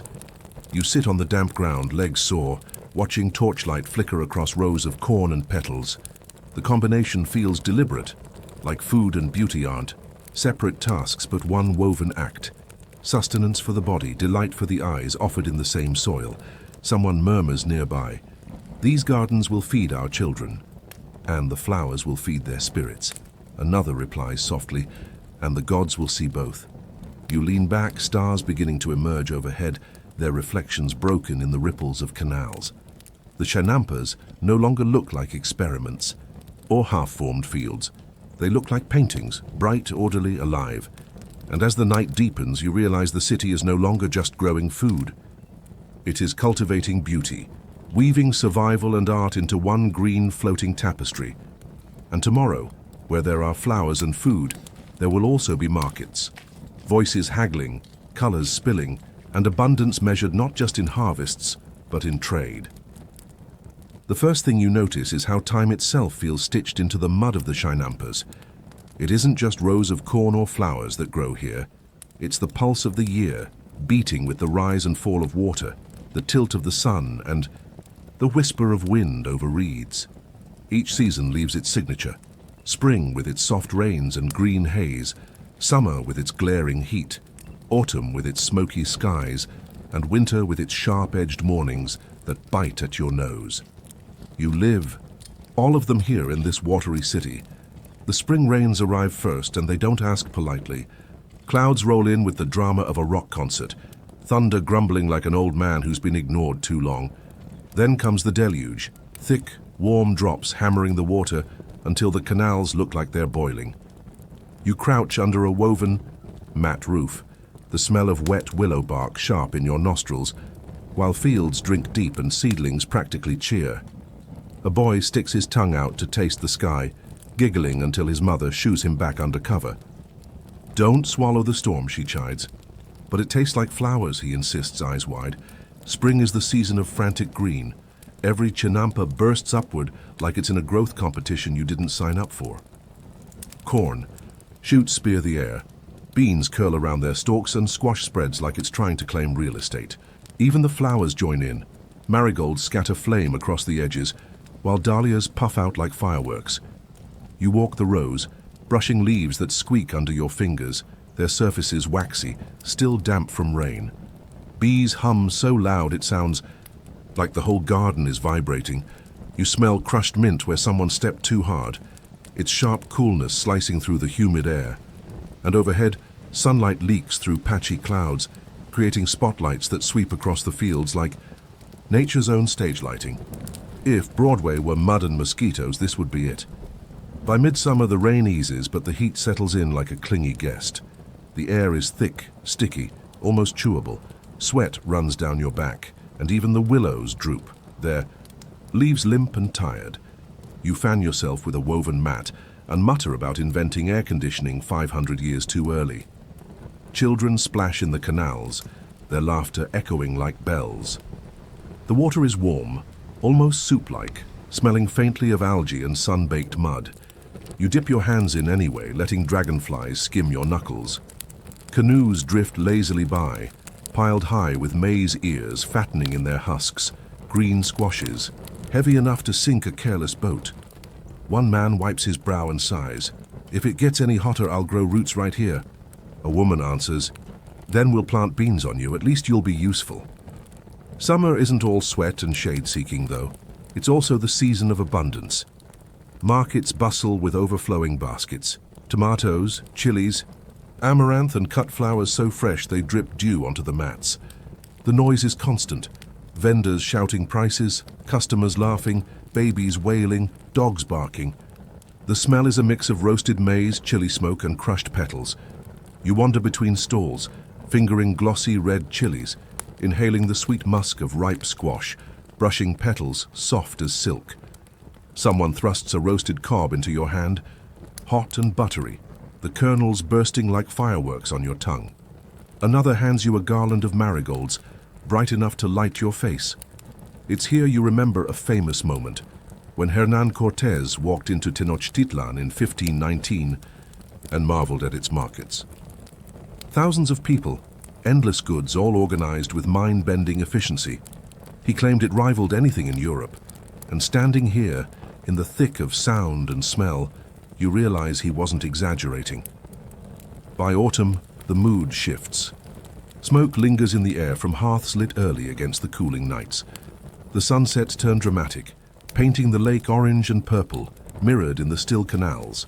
You hear geese overhead, their cries sharp and lonely echoing off the water. Harvest begins. Corn is cut, beans pulled down, squash carried heavy in slings. Flowers are collected in bundles, their scents layered. Marigold tangy, dahlia sweet, cempasúchil musky. Piles grow on mats, families sorting, laughing, occasionally arguing. This one's too small. Then eat it yourself. There's celebration in the air, but also urgency, because while autumn feeds, it also warns. Winter waits, a lesser-known fact. Some chinampa farmers didn't just grow food for people, they also cultivated special plants for medicine.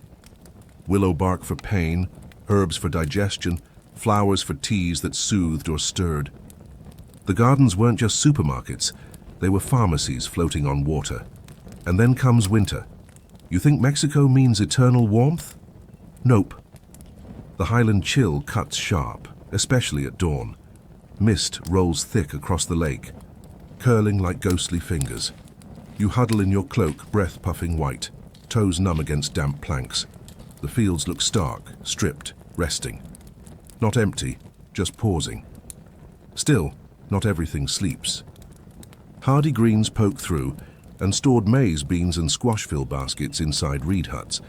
Families huddle together, telling stories, sipping warm drinks flavored with chili and cacao.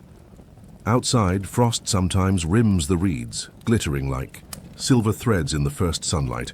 A boy shivers, hugging his knees. "Will spring come back?" he whispers. His grandmother smiles, her voice creaky as dry reeds. "Always. The lake doesn't forget."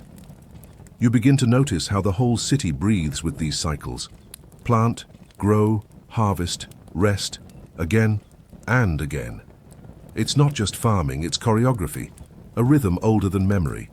You feel it in your own body, lungs matching rain's rise, heartbeat syncing with paddles in summer heat, skin prickling under autumn winds, shoulders curling tight in winter's bite. Historians still debate how precisely chinampa farmers scheduled their plantings, whether they staggered them for constant harvests or synchronized them for great seasonal feasts. But as you walk along muddy rows glittering with frost, you realize maybe it wasn't about strict calendars at all. Maybe it was about listening to the soil, to the water, to the sky. The seasons blur into each other, but each leaves.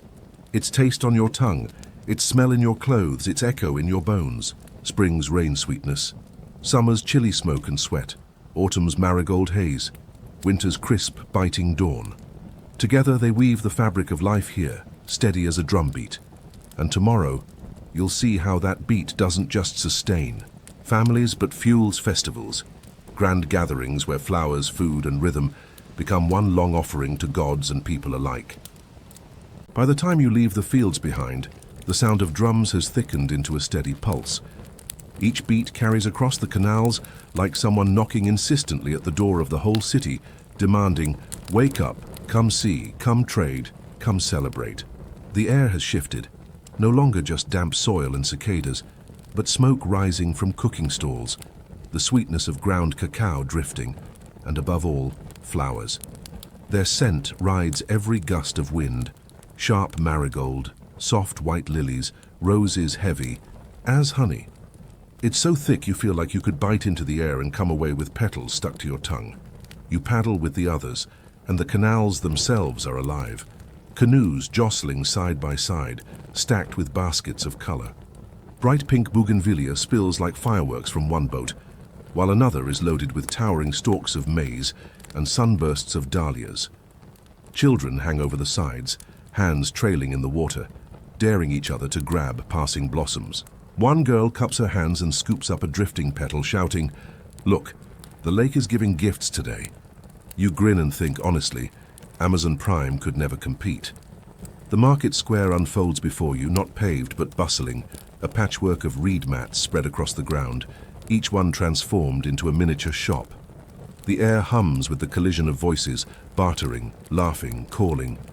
Traders wave frantically to lure buyers, voices rising in a chorus that sounds almost like chanting. The heat here is different from the fields. It's baked stone and crowd warmth. Sunlight glares off clay jars and bronze ornaments, stabbing your eyes until you squint. A man selling roasted maize fans the smoke toward you on purpose, grinning as the scent curls into your nose, buttery and charred. Your stomach rumbles so loudly a nearby child bursts out laughing. "Hungry already?" she asks. You reply, "Always. It's my most consistent skill." Everywhere, flowers, stalls overflow with them, blossoms arranged in tall pyramids, garlands draped like necklaces for giants. The colors make your eyes ache. Yellows so bright they feel electric. Purples so deep you imagine sinking into them. Reds that pulse like heartbeats. The smell is dizzying, headier than any perfume counter you've ever been trapped in. You sneeze, 3 times in quick succession, earning sympathetic chuckles. Someone hands you a sprig of mint to sniff, clearing your nose instantly. You sigh in relief. Unusual fact, flowers here aren't just for beauty or festivals, they're currency of honor. Nobles give them as gifts. Warriors receive them as prizes. Lovers court each other with bouquets that carry secret meanings. In fact, some poetry competitions even awarded garlands instead of gold. It's like getting an Oscar, except your statue wilts in 3 days. The soundscape is relentless but hypnotic. Flutes weaving shrill notes, drums pounding underfoot, rattles hissing like shaken rain. A singer belts out a verse praising the god Xochi Pili, patron of flowers, music and dance, her voice rising above the crowd. People clap along in uneven rhythm, but no one cares. You pass by a man grinding cacao with a stone roller. The smell of roasted beans and spice hits you like warm chocolate cake cooling on a windowsill. He mixes it into water, froths it with a carved stick, and pours the foamy drink into clay cups. He offers you one. The taste is bitter, thick, with a faint burn of chili. You cough, eyes watering, while he chuckles. "You'll get used to it," he says. You sputter, "Or it'll kill me first." Not far off, a storyteller performs, arms wide, voice booming. He recounts the conquest of Tenochtitlan, Cortes marching with steel and horses, Moctezuma watching from the palace, the fall that split an empire. Children gape, adults nod grimly. You've heard this story before, but here, surrounded by flowers piled in mounds, it feels like a scar that refuses to fade. And yet the storyteller ends not with despair, but defiance, lifting a garland of marigolds high. Even after swords and fire, the flowers return, always. The crowd murmurs agreement, some tossing petals into the air. You drift into the thick of the market, bumping shoulders, dodging baskets. Vendors call out deals. 2 garlands for 1 cloak. Fresh lilies, just cut this morning. One boy runs up, thrusting a woven crown of flowers at your head before you can protest. It suits you, he declares. You mutter, I look like a salad. He nods solemnly. A beautiful salad. Historians still debate whether these markets were strictly regulated by officials or whether vendors operated more freely, especially for flowers and smaller goods. But looking around, it feels both chaotic and perfectly balanced, the kind of order only humans in great numbers can somehow achieve without collapsing into disaster. Like a music festival, but with fewer questionable fashion choices and way more marigolds. The ground itself vibrates with energy as dancers take their place near the market's heart. Drums thunder, rattles shake, and a swirl of dancers in feathered costumes step into the circle. Their feet slap the earth in rhythms that seem to echo your heartbeat. The air shivers with their movements, feathers flashing, flowers shaking loose from headdresses and scattering like sparks. Someone leans toward you, whispering, "Even the gods stop to watch when dancers move." You believe it. The air feels heavier, sacred, as if time pauses for the beat. Hungry again, you weave toward the food stalls. You bite into roasted squash blossoms stuffed with cheese and herbs, hot oil dripping down your fingers. It tastes delicate, almost sweet, balanced by the salt. Next you try amaranth cakes stuck together with honey, their nutty crunch making you grin like a child sneaking candy. Finally, you're handed a skewer of roasted insects, crunchy, smoky, surprisingly good. You raise an eyebrow. Better than chips, the vendor says proudly. You nod slowly. Better than some chips. As the sun edges higher, the flower piles glow like embers, shadows shortening. Heat presses down like a heavy blanket. You retreat under a canopy of woven mats, the air cooler but still fragrant. A musician plucks strings on a wooden instrument, each note sharp and sweet. You close your eyes for a moment, letting the sound mingle with flower scent until the whole world feels like music and perfume. But then a splash of cold water jerks you awake. 2 boys chasing each other with clay jars of lake water. Their laughter cutting through the drone of trade. One skids near you, nearly upending his jar onto your lap. You raise your hands in mock surrender. "I'm innocent," you cry. He giggles and darts away. By mid-afternoon, petals already litter the ground, crushed under feet, staining dirt with bursts of color. The market smells of sweat, spice, blossoms, and sun-warmed clay. Your head spins slightly, overwhelmed but entranced. You lean on a post, watching as more canoes arrive, more flowers spill in, more voices weave together. It feels endless, like the whole city has poured into this square. A farmer from this morning spots you, mud still drying on his hands, and tosses you a garland of yellow blooms. "From soil to market, all in a day," he says, grinning. You slip it over your shoulders, its weight surprisingly comforting. The festival will stretch long into evening, when torches flare and songs deepen, when flowers become offerings. And the city itself seems to bloom under moonlight. For now you stand amid color and chaos, petals sticking to your sandals, wondering what it will feel like when day slides into night and the markets turn to ritual. Evening lowers itself over the city like a cloak dipped in gold. The square that only hours ago was all bartering voices and sweaty shoulders now shifts its rhythm. The heat thins, replaced by a breeze carrying the cool bite of night, tinged with smoke from 100 torches being lit at once. Flames ripple like fireflies caught in jars, casting faces in flickering bronze. You feel the air change. It isn't just a market anymore. It's a stage for gods, ancestors, and everyone who wants to be seen offering something to both. The scent of flowers thickens again, but this time braided with resin incense curling into the sky. Copal smoke snakes upward in slow spirals, and when you breathe it in, your throat stings faintly. Your eyes water and your brain tells you, yep, that's holy air. You cough once, twice, and an old woman pats your back like she's seen 1,000 visitors choke on the sacred smoke. Don't fight it, she advises. Easy for you to say, you wheeze. She just smiles, toothless, and melts back into the crowd like a magician's trick. Drums change their beat, no longer playful but measured, commanding. Each thump echoes against your ribs until you wonder if your heartbeat is following their orders. The dancers from earlier return, feathers now gleaming with firelight instead of sunlight, shadows leaping like living things around their feet. Each stomp releases petals into the air, and for a moment it feels as if the ground itself is shedding blossoms, feeding the gods. You edge closer to the temple steps. Priests in long cloaks of jaguar skin and feathers stand poised, their movements deliberate, almost glacial. They carry bundles of flowers, baskets of food, obsidian knives that glint like frozen lightning. The crowd hushes when they raise their arms. It's eerie. Thousands of voices falling silent at once like someone hit mute on the universe.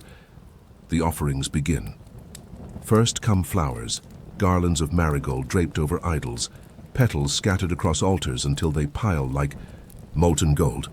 Then food, steaming tamales wrapped in leaves, roasted maize, baskets of cacao beans that clatter softly as they're poured out. Torches flare brighter as the priests cast resin into the flames, sparks racing upward. Children push forward to hand over tiny offerings, a doll made of amaranth seeds, a clay whistle, a handful of beans. One priest kneels, taking each gift as seriously as the largest baskets. The child ahead of you whispers, "Do you think the gods notice little things?" His mother squeezes his hand. They notice everything. You swallow, awkwardly clutching. The garland a farmer threw over your shoulders earlier. You step forward, place it on the growing mound and mutter, "From soil to market, all in a day." Nobody laughs, but you swear the air feels lighter once you've let it go. Known history sneaks in here. Everyone knows about the great ceremonies at Tenochtitlan, where offerings weren't just food and flowers, but sometimes much darker. Gifts, lives themselves. Tonight is lighter, more festive, but you can't help remembering stories of processions where captives were marched up temple stairs. That infamous moment, Cortés and his men witnessing the ceremonies in 1519, shocked Europeans so much it filled their letters for decades. Here, though, surrounded by music and smoke, it feels less like cruelty and more like a desperate conversation between people and their gods. Unusual fact, not all offerings burned or bled. Sometimes they floated. Canoes heavy with flowers, masks, and paper images of gods were pushed into the lake itself, left to drift away like messages in bottles. The water became a second altar, and anyone who saw the offerings floating past was reminded that the gods watched from every ripple. Historians still debate how much of these rituals were for the gods themselves, and how much was political theater. Leaders, showing power, priests commanding, or citizens proving loyalty. Standing here, petals in your hair, smoke stinging your eyes, you realize maybe it doesn't matter. The effect is the same. You feel small, awestruck, part of something enormous. A priest chants high above, his voice cracked but steady, carried by the rhythm of drums. The words blur into the crowd's collective murmur until you feel like you're inside a living heartbeat. You close your eyes. Heat from torches washes your skin, the smell of charred copal digs into your nose, and the press of bodies keeps you from swaying when your knees wobble. Suddenly, a loud cheer rises. A line of women has begun weaving through the crowd, scattering petals by the handful, laughing as they do. One dumps a fistful straight onto your head. You blink, petals sliding down your nose, and she giggles. "You're blessed now," she says.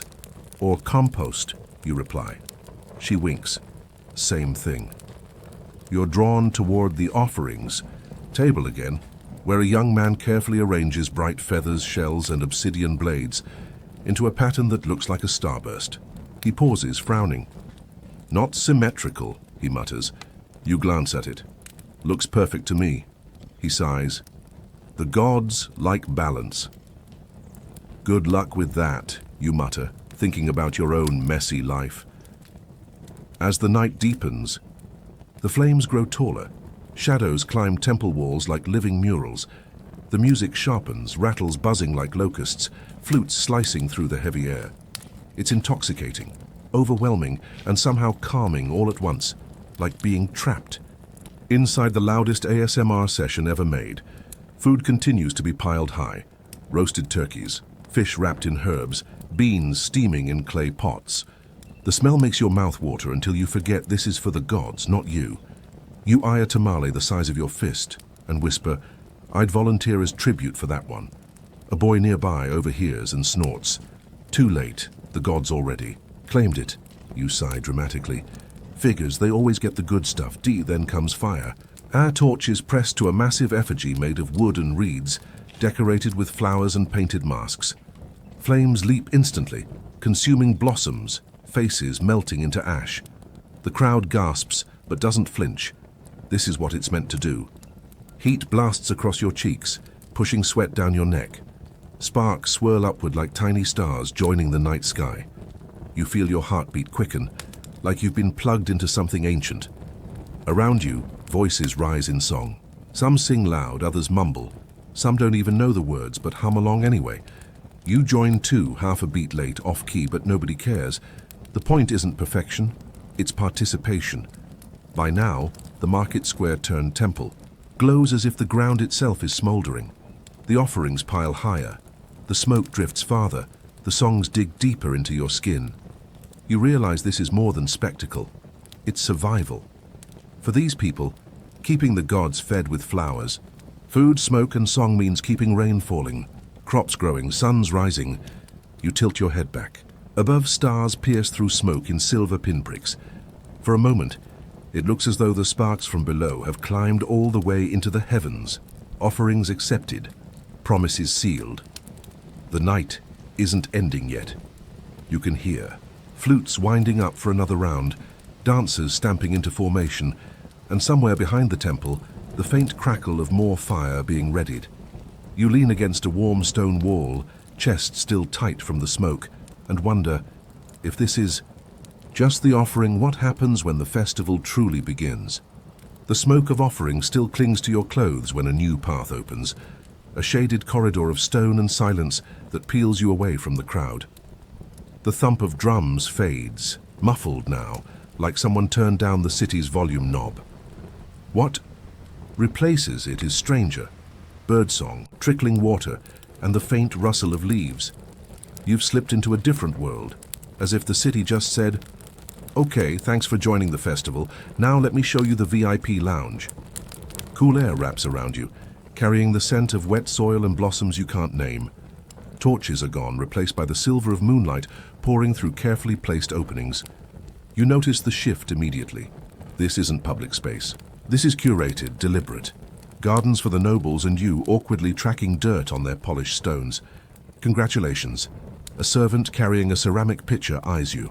"Are you supposed to be here?" Depends, you say. "Do the gods count as my +1? He doesn't laugh. He just shrugs and keeps walking. Classic. The garden sprawls like a dream someone actually bothered to landscape. Pools shimmer with floating lilies, their surfaces disturbed by koi flickering beneath like molten copper. Tall trees spread their canopies overhead, weaving moonlight into dappled nets across the paths. You brush past a hedge of jasmine, and the smell is so sweet it feels like you've walked into dessert. Your stomach, already teased by festival food, growls. Fountains murmur nearby, water spilling from carved stone figures. The sound is hypnotic, soft, steady, a lull compared to the riot of drums you left behind. You lean close to one, feel the cool mist kiss your skin and think, this is the ASMR moment nobles must have binged on every night. The difference between here and the market is stark. Out there, life spilled over mats and baskets. Here, every pebble is placed like it has a resume. Noble families built these gardens, not just for beauty, but as living status symbols, proof they could bend nature into order. While everyone else depended on chinampas to grow maize, nobles imported exotic flowers, rare trees, and even animals. Peacocks strut in the shadows, their feathers flashing like royal jewelry. One stares at you with what feels like judgment. "Don't look," At me like that, you whisper. It squawks, sounding suspiciously like laughter. Known history brushes in here. Montezuma the Secu himself kept gardens so extravagant that when the Spanish arrived in 1519, they marveled at aviaries, zoos, and carefully planned botanical displays. They couldn't decide if it was paradise or intimidation. Imagine walking into someone's backyard and realizing it's better landscaped than your entire city.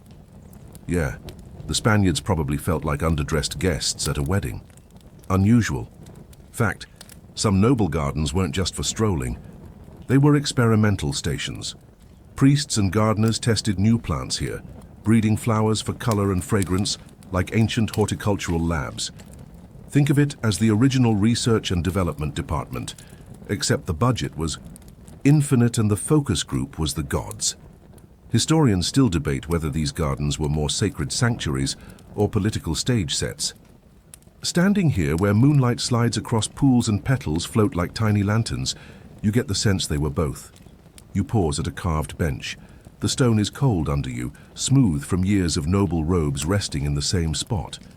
Somewhere nearby, laughter filters through, the sound of nobles lingering with cups of cacao, their voices soft, cultured, almost lazy. Compared to the festival's pounding energy, this feels like someone hit chill playlist on the city. A young noblewoman drifts past, her hair threaded with flowers, her robe catching the moon. She notices you staring at a towering ceiba tree. It touches the sky, she says. Honestly, you admit, I'm still impressed my houseplants survived 2 weeks. Her brow furrows. House. Plants. Never mind. The ceiba, sacred to the Maya and adopted into Mexican reverence, stretches its branches high, a cosmic ladder linking earth, sky, and underworld. Candles flicker at its roots, offerings tucked carefully into bowls. You kneel, touch the rough bark, feel heat and coolness interlaced. For a second, you almost believe the stories, that spirits climb this trunk like it's rush hour on the highway of souls. The deeper you wander, the stranger and more luxurious it gets. Birds chatter in cages carved with obsidian inlays. Monkeys swing lazily on ropes tied between branches, staring at you with human-like boredom. Pools ripple with turtles stacked like clumsy coins. The air grows heavier with perfume. Orchids, magnolias, roses, all mixed into a scent so rich it makes your head swim. You sneeze once loudly. From the shadows, a guard clears his throat. Sorry, you whisper, allergic to luxury. One fountain catches your eye more than the rest. Instead of water, it's been filled with cacao beans, piled so high they spill like gravel. A child dips his hand into the pile, letting beans run through his fingers with a grin. His tutor scolds him, "Don't waste the wealth of kings." You blink. Right, cacao here is money, not just a drink. You imagine someone filling a piggy bank with Hershey's Kisses and realize, yeah, you'd go broke instantly. As you stroll, fireflies drift among the hedges, glowing faintly, adding their own lanterns to the night. You feel the temperature, drop cool night settling on your skin, yet the air remains heavy with moisture from so much running water. Somewhere, frogs croak a bass line beneath the noble chatter, as if nature refuses to stay completely polished. You overhear a group of men debating politics by the water's edge. Their words are sharp, but their tone is soft, cushioned by the calm. You catch one sentence. The people must see beauty to remember who rules them. The others nod gravely. And you realize these gardens aren't just indulgence. They're propaganda. Controlled paradise meant to say, look what we can build while you weed chinampas. You pass another bench where 2 servants whisper, "Did you hear they brought a new bird from the coast?" "No, what kind?" "Bright red feathers, sings at dawn." The other shakes his head. "Must be for Montezuma. Everything." "Rare is for him." You smile. Gossip is timeless. The garden leads you toward a pavilion, its columns wrapped in vines, the floor mosaicked with turquoise and shell. Nobles lounge here sipping frothy cacao, their laughter echoing gently against stone. A platter of fruit sits out. Pineapples, papayas, guavas, all glowing under torchlight. Your stomach growls again. You reach for a slice of mango before, realizing, wait, this is for nobles. You retract your hand slowly. pretending you were just adjusting your sleeve. Smooth, totally convincing. By now, the festival outside feels distant, muffled by the layers of garden walls. Here you float in an oasis where time drips instead of races. It's tempting to stay, lulled by fountains, birdsong, and the heady perfume of blossoms. But something nags at you, the sound of drums, faint but insistent, leaking through like a reminder. Out there, the city still roars. In here, the air is still, curated, almost unreal. You stand brushing stone dust from your palms and take one last look at the Seba's silhouette clawing at the stars.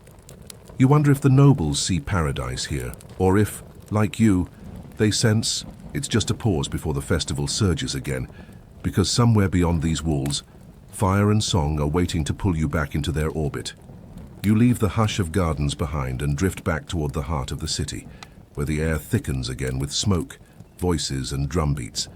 But this time, instead of being pulled toward shrines or dance circles, you're nudged sideways, down a quieter lane where the crowd gathers differently. No wild shouts, no frantic flute trills. Instead, people lean in close, torches crackling low as though guarding a secret.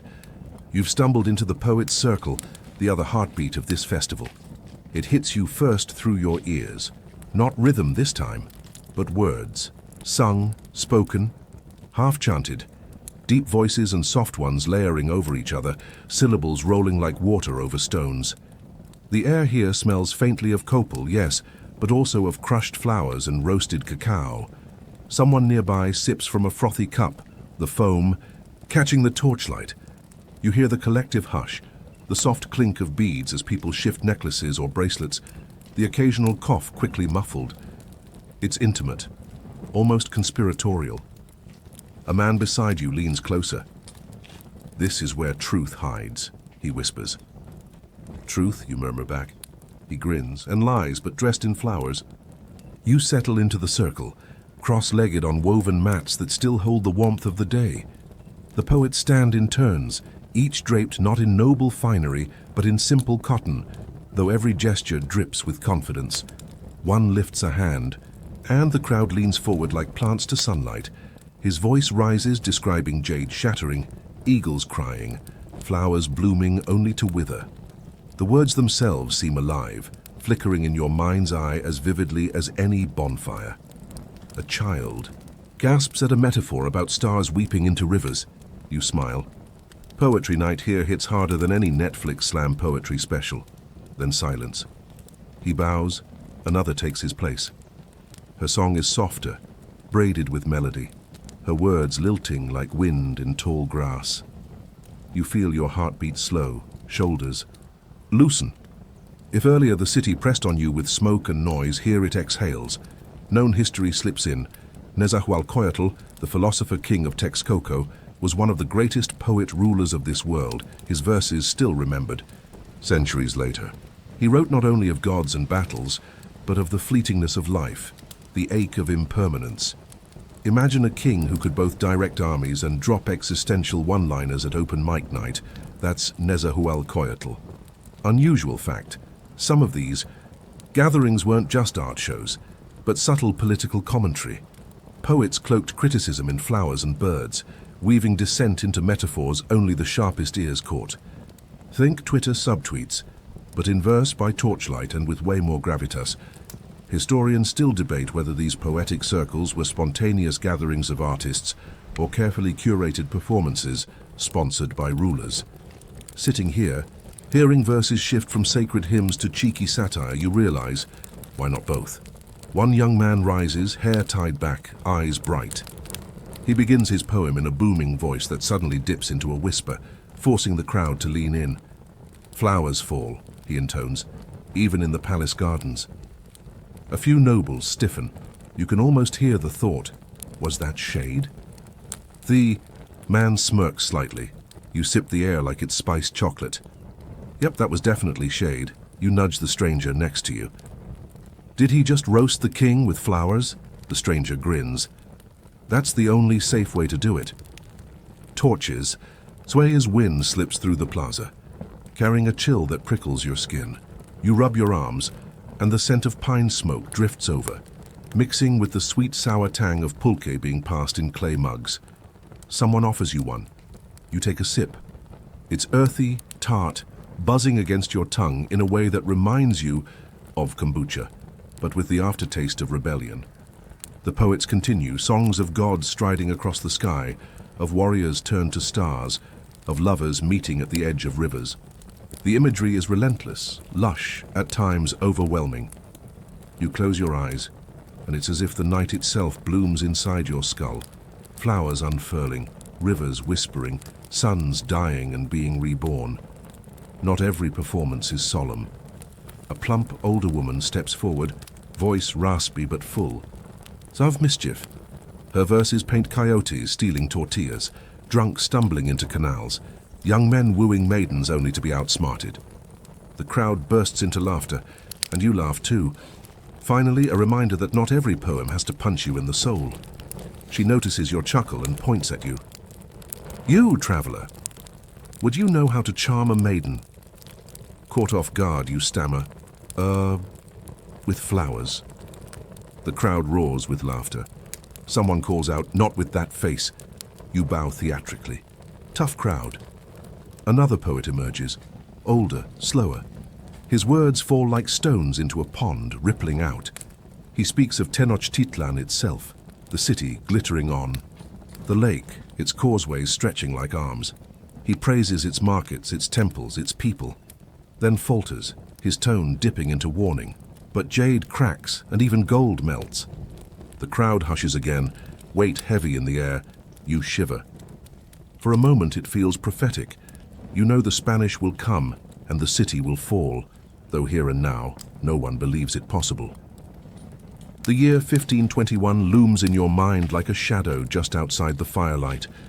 You glance around, wondering if anyone else feels it, or if history is only whispering to you. The night deepens. The torches crackle lower, the chill sharpens, and you can see your breath curl faintly. Still, the circle doesn't break. Children nod against parents' shoulders, but the poets keep going, one voice blending into the next as though words themselves are a form of sustenance. Fireflies blink above the mats, tiny punctuation marks in the dark. You notice how people lean into each other, shoulders brushing, hands clasping mugs, their laughter and sighs weaving a fabric of sound. It's warm, despite the night's edge. You feel folded into something ancient and intimate, something more, lasting than ritual drums or noble gardens. You look up. The stars have shifted, wheeling overhead, brilliant against the black. A poet points to them mid-verse, declaring that each star is a song waiting to be remembered. You follow his finger, your chest tightening. Maybe it's the pulque, maybe it's the poetry, but for a moment you swear the constellations are humming back. By the time the last voice fades, the torches are almost gone, reduced to glowing embers. The poets bow one by one, their shadows stretching long across the mats. People rise slowly, reluctant to break the spell. Their whispers soft, careful not to snap the night in two. You rise too, brushing dust from your knees, ears still ringing with verses. The air feels changed, as though the words themselves linger, clinging to the stone walls, the trees, the sky. And though you can still hear faint music from the larger festival, you know you've just walked through another kind of fire. Because what comes next won't be quiet circles or whispered satire. It'll be the city's voice at its loudest, burning until dawn. You leave the poet's circle with their words still echoing in your head, half drunk on metaphor and the faint fizz of pulque. But as you wander back toward the noble gardens, expecting to find that moonlit calm you'd left earlier, you hear something different, the rhythm of feet. Not the soft shuffle of listeners, not the slow sway of dancers. This is heavier, sharper, a pattern like boots in a training yard. You pause. The gardens aren't just for lounging nobles and koi ponds. After all, they're symbols of wealth, prestige, and power. And symbols attract danger. You step closer, slipping past rows of carved stone walls where the air grows cooler and smells of wet earth. Torches sputter, casting half shadows that make everything feel like a stage play. A horn sounds low, and suddenly figures move in formation along the perimeter of the gardens. Spearmen, their obsidian tips glinting, patrol in disciplined arcs. The gardens are being defended tonight, and you realize you've stumbled into the city's other kind of poetry. This one written in lines, shields, and watchful eyes. One guard notices you lingering and narrows his eyes. "You here? For song or trouble?" he asks flatly. You raise your hands. "Song, definitely song. Trouble makes me break out in hives." His mouth twitches, half smirk, half warning. "Stay to the paths, then." The torchlight flickers against their cotton armor, padded with maguey fibers. The air thick with the resin scent of pitch. You hear the shuffle of sandals on stone, the metallic rattle of shell ornaments on belts, the occasional barked command. It's a very different kind of music, sharp and clipped, like percussion stripped of joy. A cool wind snakes through the garden paths, brushing your face with the dampness of lake air. Somewhere deeper inside, a nightbird calls, a piercing sound that makes the guards pause, scanning. You feel their tension ripple through the air, and your own shoulders stiffen in response. Suddenly you're less tourist, more trespasser. The gardens, you realize, aren't just for nobles to show off imported parrots or cacao fountains. They're also defensive statements, a reminder that wealth and power need protection. Historically, this makes sense. During the Flower Wars, rival states sometimes struck not just at armies, but at symbols of prestige. Attacking a garden or ceremonial space wasn't random vandalism. It was psychological warfare. You don't tear down a wall, you tear down beauty, and with it, pride. Unusual fact. Some sources suggest that noble gardens were stocked not only with plants, but also with animals like jaguars or eagles kept in enclosures. Imagine intruders creeping in, only to meet a very cranky big cat in the moonlight. It's basically the Aztec version of a beware of dog sign, except with spots, teeth, and a roar. Historians still debate whether these animals were really there as guards or simply as displays of exotic control. Either way, you decide you don't want to test the theory tonight. You move further in and catch sight of a demonstration. A group of younger warriors practice drills under the eye of an older captain. The air snaps with the sound of wooden swords clashing, the hiss of obsidian blades slicing against shields. Sparks even fly once, catching torchlight in a flash that makes you blink. The captain barks, "Again!" and the men circle back into formation. You whisper, "I'd give them a solid 9 out of 10 for choreography." A boy beside you, barely older than 16, snickers. "Wait until they trip." You grin. "So it's like watching soccer, but with more chance of decapitation." The boy tilts his head. "What soccer?" "Never mind." The temperature drops as night deepens and mist begins to creep off the lake, sliding low along the ground until it licks at your ankles. It makes the gardens eerie, like a dream half remembered. You smell the wet stone, the faint sweetness of crushed leaves underfoot, the tang of sweat from warriors mid-drill. Somewhere the faint perfume of jasmine sneaks through, stubbornly trying to remind you that this is still a place of beauty, not just steel. You find yourself leaning against the trunk of a tree, watching as guards pace. Every so often, their obsidian blades catch the light like a sudden star, dazzling for a heartbeat before vanishing again. You wonder what it would be like to sneak into a noble garden during a festival, to test these defenses, to see if the guardians would really be quick enough. Then you remember you can barely run a mile without gasping, and that your idea of stealth is tiptoeing for snacks at midnight. So yeah, you'd probably be caught before the koi ponds. At one corner of the gardens you notice another layer of defense, raised walkways, perfect for archers. A small squad is posted there, their silhouettes dark against the torchlight. One of them yawns, stretches, then immediately snaps to attention as the captain glares upward. The dynamic is timeless. Boss catches you slacking, you pretend you are totally alert. Down below, 2 guards chat softly as they walk. "You think we'll see trouble tonight?" one asks. The other shrugs. "Depends if the drunks mistake." The garden's for a canal again. You can't help but laugh softly. "So basically your enemies are tipsy tourists." They glance at you. Then one smirks. "Tonight, yes. Tomorrow? Who knows?" The wider historical shadow lingers over everything. You know that in just a few decades after this night, Spanish steel and fire will cut through not just gardens, but entire cities. The year 1521 will bring siege, famine, and the burning of Tenochtitlan itself. Standing here now, among guards. Training beneath moonlight, you can't shake the sense of irony.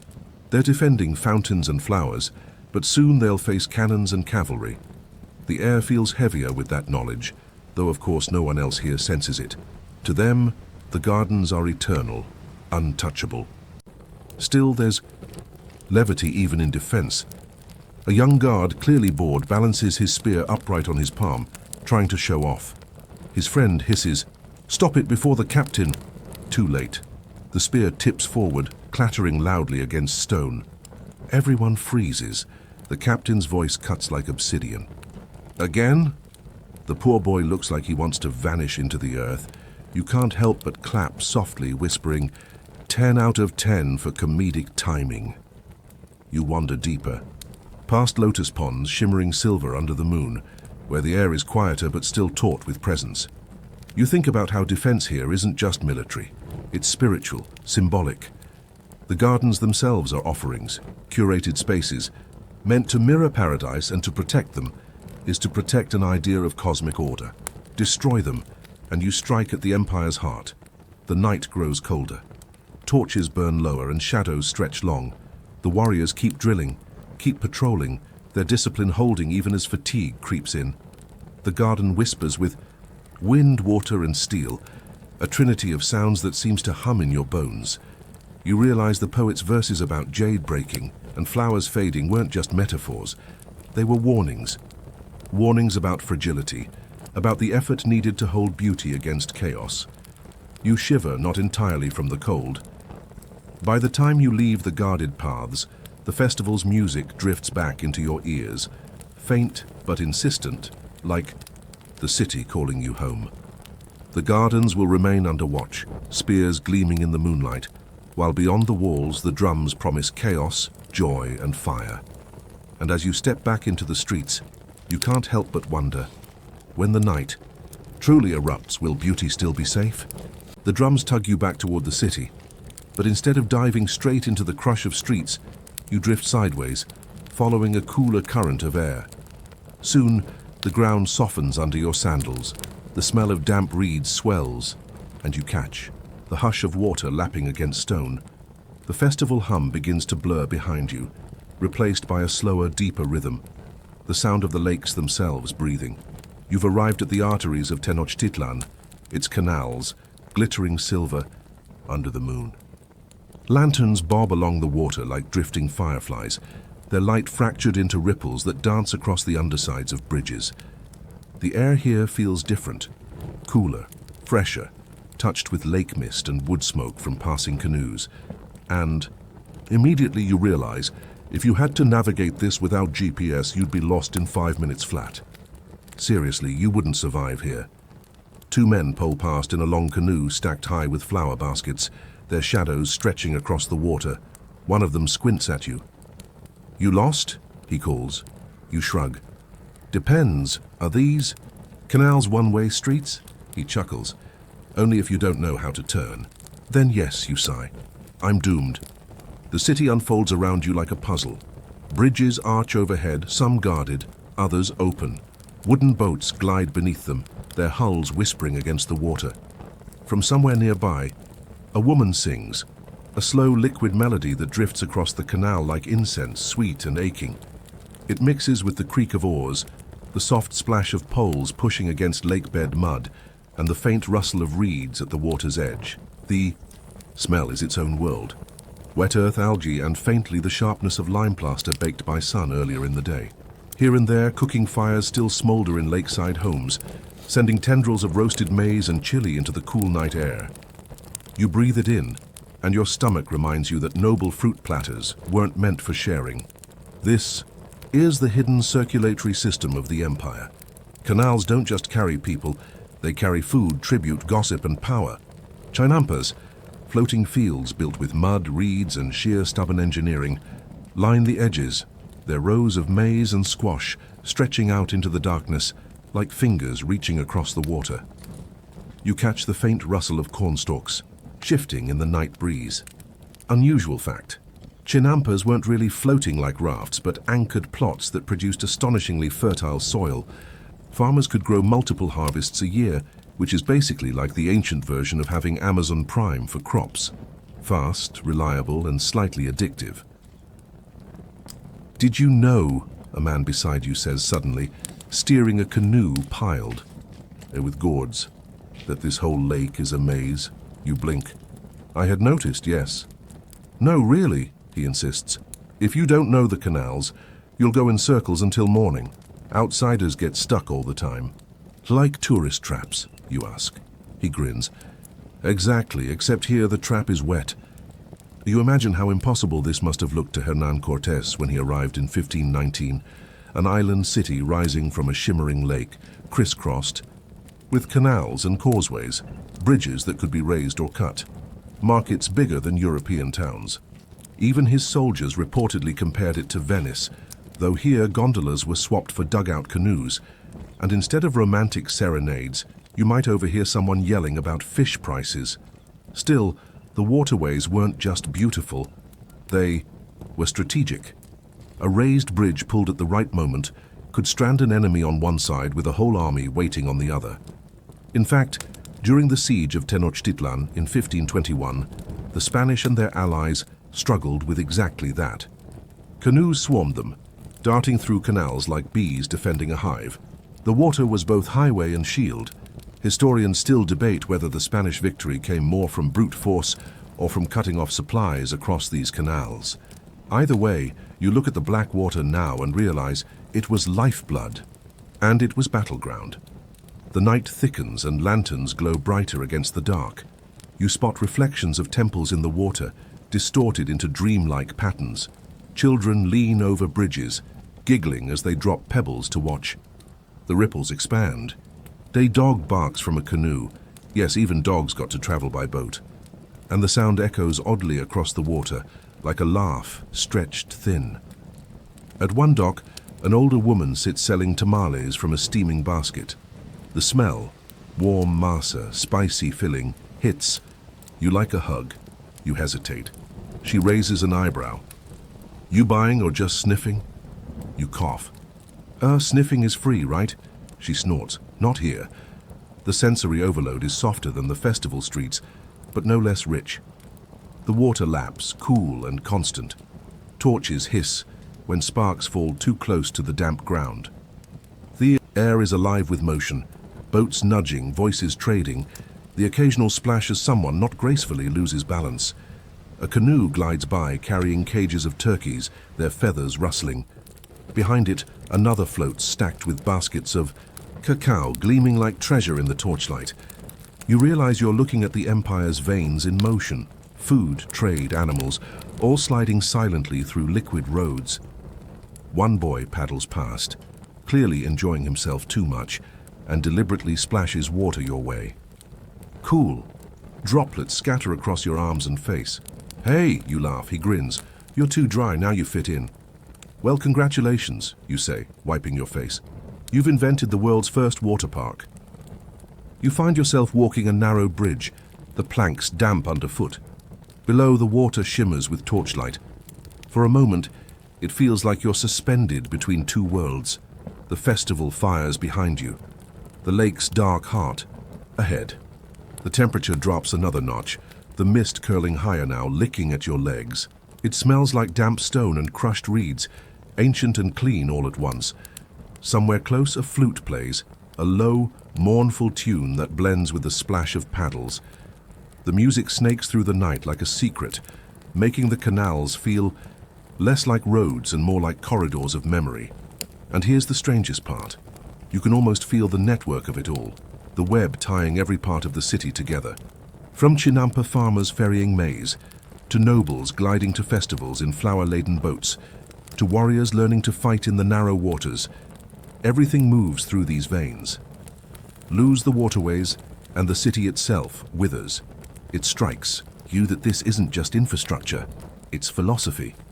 To build a city on a lake requires trust in water, balance, adaptability. It means beauty and survival are always the same thing. By the time you step off the bridge, you hear the drums again, louder now, calling you back toward the festival's blazing heart. The water hushes behind you, its lanterns dimming as distance grows, but the memory lingers like mist on your skin. And as you turn back toward the city streets, you can't help but think, if the waterways are the veins of this empire, then the night ahead will show you its heartbeat. Loud, wild and unstoppable. The drums fade again, but this time your focus doesn't return to the festival. Instead, it drifts outward, toward the chinampas, stretching like dark fingers across the lake. The moonlight lays a silver skin across the water, reeds whisper in, the night breeze, and somewhere a frog croaks like an offbeat percussionist who didn't get the rehearsal memo. You pause, breathing in the wet earth smell of the fields, and realize this isn't just farmland. It's a miracle stitched from mud and imagination, and soon enough it won't just be your eyes watching. Somewhere foreign gazes are already measuring every row of maize, every canal, every plank bridge. You step onto a narrow chinampa path, the earth damp and springy beneath your sandals. The smell here is layered, crushed leaves, wet, clay, the faint sweetness of squash blossoms. Farmers still work by torchlight, their bodies bent low, cutting reeds and stacking baskets of herbs. The flames throw long shadows that stretch over the water like dark ladders. One farmer looks up at you and squints. "You're not here for maize," he says flatly. You grin. "I mean, I could be. Do you accept payment in bad jokes?" He exhales through his nose. "That depends. Are they fertile?" Chinampas, contrary to their floating garden nickname, are anchored plots, rectangles of lake mud, willow trees, and woven reeds, all carefully layered until the ground is sturdy enough to grow maize, beans, chilies, and flowers in ridiculous abundance. They're like the raised beds in suburban backyards today, except instead of a few tomatoes, you can feed thousands of people. And instead of garden gnomes, you have herons stalking the edges, their wings flashing pale in the moonlight. The unusual fact: some chinampas are still around, 5 centuries later, in Xochimilco. Yes, the descendants of these Aztec plots are still producing vegetables, which makes your forgotten basil plant in the kitchen window feel pretty underwhelming. As you watch farmers haul baskets into canoes, you catch another detail. Guards patrolling the causeways, eyes sharp even in the quiet. They know these watery highways aren't just about crops, they're about survival. Later, during the siege of 1521, the Spanish realized cutting these lifelines could choke the city. But here in the festival night, the system still thrums with life. Boats moving silently in procession, like arteries carrying food instead of blood. Historians still debate whether Cortés admired the chinampas as genius farming or just saw them as stepping stones to plunder. What's clear is that his soldiers wrote about them with stunned awe. "It looked like the whole lake was planted," one account said. "Imagine showing up expecting jungle huts and instead finding a floating checkerboard of engineered abundance. It's like logging onto Wi-Fi in the middle of a forest, confusing, magical, and a little intimidating. And yet the Spaniards weren't invisible tonight. Somewhere along the causeways, foreign eyes glimmer. Maybe they don't belong to Cortés himself, but to one of his men slipping away from quarters to gawk at the alien wealth around him. You imagine him muttering under his breath, "By God, they plant on water." His companion shrugs. "Next, they'll tell us they grow fish on trees." A pause. Do they? The night air chills further, and mist curls up from the water, making every torchlight halo blur at the edges. It smells sharp, like wet stone mixed with wood smoke. The temperature drop prickles your skin, but you're distracted by movement. A canoe slides by, piled high with marigolds, their orange heads glowing like captured suns against the dark. The farmer rowing hums under his breath, low and steady, a rhythm that feels older than the city itself. From another chinampa, a woman pulls herbs, her hands moving quick, efficient. She sees you staring and calls out, "What? Never seen a garden that floats?" You hesitate. "Only in video games." Her brows knit. "What's a video game?" You wave vaguely at the water. "Like a canoe, but harder to explain." Canoes crisscross between plots, their hulls brushing reeds, their wakes rippling softly. You hear the squeak of wood against wet mud, the muffled splash of poles and faint laughter drifting across the water. Somewhere, a baby cries, and the sound carries clear, echoing oddly against the flat lake. It feels both intimate and vast, like the whole. Empire's life is happening at once, right here. The scale is overwhelming. Imagine thousands of chinampas stitched across the lake, each one bursting with crops, feeding a city of 200,000. That's bigger than most European capitals at the time, and it ran on water-fed fields so efficient that famine was rare. In modern terms, it's like if your city's food supply was delivered daily by Kayak Amazon, minus the late packages. You crouch, touching the soil of a chinampa. It's cool, rich, crumbly, smelling of damp clay and life. Farmers knew exactly when to dredge lake mud and pile it back onto the plots, refreshing fertility. It's a rhythm, plant, harvest, dredge, repeat, that feels almost musical, and music is here too. From a distance, a flute joins the faint beat of drums drifting from the city, weaving into the night air. The sound is thin but haunting, like breath caught in reeds. You shiver, not from cold, but from how fragile it feels. One boy, balancing on a canoe, calls to you. You ever row one of these? No, you admit. He grins. Want to try? You shake your head. I like dry land and dignity. Suit yourself, he laughs, rocking the canoe dramatically until his friend yells, "Stop, you'll tip the squash." Here's the irony. The very thing that fed and sheltered the empire also exposed it. Cortez saw the chinampas, not just as farmland, but as weakness. If you burn the gardens, you choke the city. If you block the canals, you starve it. And in 1521, that's exactly what happened. The same fertile squares you're standing on became battlegrounds, trampled, and destroyed in the siege. But tonight they're still alive. The air tastes green with growing things.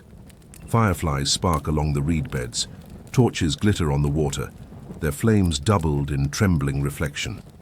The city's laughter, faint and distant, floats across the lake like a reminder that life and joy still hum louder than conquest. And yet you can't shake the feeling of being watched. Foreign eyes are here, measuring, calculating. You wonder if some Spaniard stands hidden on a distant causeway right now, clutching his steel blade and whispering to himself about how easy it will be to take this land. He doesn't know the city, yet doesn't know how many voices rise from these gardens, or how many canoes dart across these waters like living weapons. But the gaze is here. The weight of it settles in your chest, heavy as the mist. By the time you leave the chinampas behind, the night feels different. Quieter, yes, but also sharper, like the first crack in jade. The gardens hum with life, yet shadows at the edges remind you that even abundance can be envied, and envy rarely stays silent for long. And as the festival drums swell again ahead of you, you sense the next act of this night waiting. A dance of fire and frenzy that might just drown out even the whispers of conquest. The drums swell, echoing across the lake as you step off the damp planks of the chinampa paths and back into the city's living pulse. The air here is warmer, thick with sweat and roasted maize, the smoke of copal curling in slow spirals above. The crowd. Firelight leaps against painted walls, dancers' feathers blur into arcs of color, and laughter snaps as sharply as obsidian blades. You're swept into the press of bodies, all rhythm and heat, like someone dropped you into history's most committed block party. The thought flashes across your mind, yeah, you probably wouldn't survive here. Between the stamina of the dancers, the spice levels of the food, and the sheer noise, your modern self would be crying for a water break in 5 minutes. So, before you get comfortable, take a moment to like the video and subscribe, but only if you genuinely enjoy what I do here. And hey, comment your location and local time below. I want to know if you're listening to this with morning coffee or under the same kind of moonlight that glitters over these canals. Now, dim the lights, maybe turn on a fan for that soft background hum, and let's ease into tonight's journey, together. The plaza is alive. Drummers pound until your ribs shake like hollow gourds. Shells sewn onto dancers' ankles rattle in bursts, 1,000 cicadas turning their song on and off in perfect rhythm. The air tastes of sweat and chili smoke. Torches spit sparks that drift upward and vanish into the night. You weave through. The crowd, shoulders brushing against warriors painted in jaguar spots, their skin slick under torchlight. A girl selling tamales calls out, waving a steaming bundle wrapped in green leaves. "Hungry?" she teases. You hesitate, then grin. "Depends. How spicy is it?" She raises an eyebrow. "Spicy enough to test if you're truly alive. Guess I'll stick with breathing for now." You laugh, though your stomach growls in betrayal. Resilience is here not in speeches, but in motion. Every dancer spins as if throwing shadows off their body. Every musician pounds the air into order. This empire has been through droughts, wars, floods, yet still it bends the night into beauty. The heat of so many bodies makes your skin slick, your shirt clinging like a bad gym session. You think of modern concerts, people waving phones with flashlights. Here, the only glow is fire and moon, but the energy is the same. Humanity refusing to sit still. The famous moment you know is coming lurks in the future. The siege of Tenochtitlan, 1521, when hunger and disease will twist these same plazas into agony. But tonight, that hasn't happened yet. Instead, you hear merchants shouting prices in the market stalls, their voices layered over drums, like the city is making a counterpoint to despair itself. The resilience isn't just survival, it's joy, chosen deliberately, even defiantly. And here's something less known. After conquest, many chinampas and plazas were abandoned, but some farmers secretly kept planting by night, sneaking onto plots even under watch. For years, food flowed in quiet defiance. That stubborn heartbeat didn't die, it just shifted. The drums reach a fever pitch. Two men in eagle costumes leap into the open space, feathers slicing arcs through firelight. Children cheer, their voices piercing above the instruments. Someone tosses handfuls of flower petals, and they fall in slow, colorful rain, sticking to your hair and shoulders. You brush one away and laugh. It smells faintly of marigold, bright and earthy. Next, to you, a boy points at the dancers. That will be me one day. You nod. You've got the spirit already. He grins, puffing out his chest. And better feathers. Ambition noted. You chuckle. Historians still debate whether this festival night you're witnessing was just another cycle in ritual calendars or something timed to impress or even distract the Spanish newcomers. Was it resilience disguised as spectacle, or spectacle that accidentally revealed resilience? Either way, you can feel the undercurrent. Every laugh, every step is a refusal to collapse under fear. The smell of roasting meat drifts through the air, sharp with chili and smoke. You pass a stall where a man fans the flames with a reed mat, sweat pouring down his temple. Sparks sting your arm, hot pinpricks before vanishing. You flinch, then laugh at yourself. It's no worse than a 4th of July sparkler. Except here the soundtrack is less fireworks and more 50 drummers competing for the title of loudest heartbeat. And yet, not all resilience is noise. At the edge of the plaza, you spot older women weaving mats by torchlight, their fingers flying in practiced rhythm. They hum softly, songs not meant for crowds, but for the thread itself. You kneel, watching strands twist into order. One woman glances at you. "You think only warriors hold the city?" she asks. You shake your head. Not after seeing this. She smiles faintly, never breaking her rhythm. The air grows hotter as fire dancers take the center, spinning torches in burning arcs. The flames roar when swung fast, the heat washing against your face, drying the sweat instantly. Sparks scatter into the crowd, people ducking and laughing like kids dodging water balloons. The smell is resinous, thick, like pine sap set ablaze. You hear the crackle, sharp as bones snapping. A man beside you mutters, "They spin fire like it's nothing." You reply, "I can't even spin my phone without dropping it." He blinks at you. "You're what?" "Never mind," you sigh, smiling. Resilience is not just survival, but adaptation. The empire changes shape, absorbing conquered. Peoples weaving new gods into old, turning enemies into allies. You see it here in the plaza, foreign costumes mixed into dances, borrowed instruments adding notes into the music. It's cultural recycling long before Spotify playlists. The temperature shifts again as a breeze rushes through, carrying cool mist from the lake. For a moment, the firelight flickers and bends, shadows stretching tall against painted walls. You breathe deeply. The air is sharp, clean, almost metallic. It reminds you of a storm about to break. Then silence drops, sudden and complete. Every drum stops, every rattle halts. The plaza freezes in perfect stillness. You hold your breath with everyone else, and then a single conch shell blows low and echoing, a sound that rolls through your bones. It's haunting, ocean deep, as if the lake itself exhaled. That note carries memory, migrations, wars, survival, resilience through centuries of change. When the drums resume, they are slower, heavier, like the beat of something vast turning in its sleep. People sway, not dance, heads bow, eyes close. It feels like prayer disguised as rhythm. Your chest tightens. You realize resilience isn't just about joy, it's about grief, carried without breaking. This city has learned to bend, not snap. To shift like water around stones, even when the stones are foreign swords. The boy beside you whispers, "The city will last forever." You don't answer. You just listen to the drums, the rattles, the voices blending into night.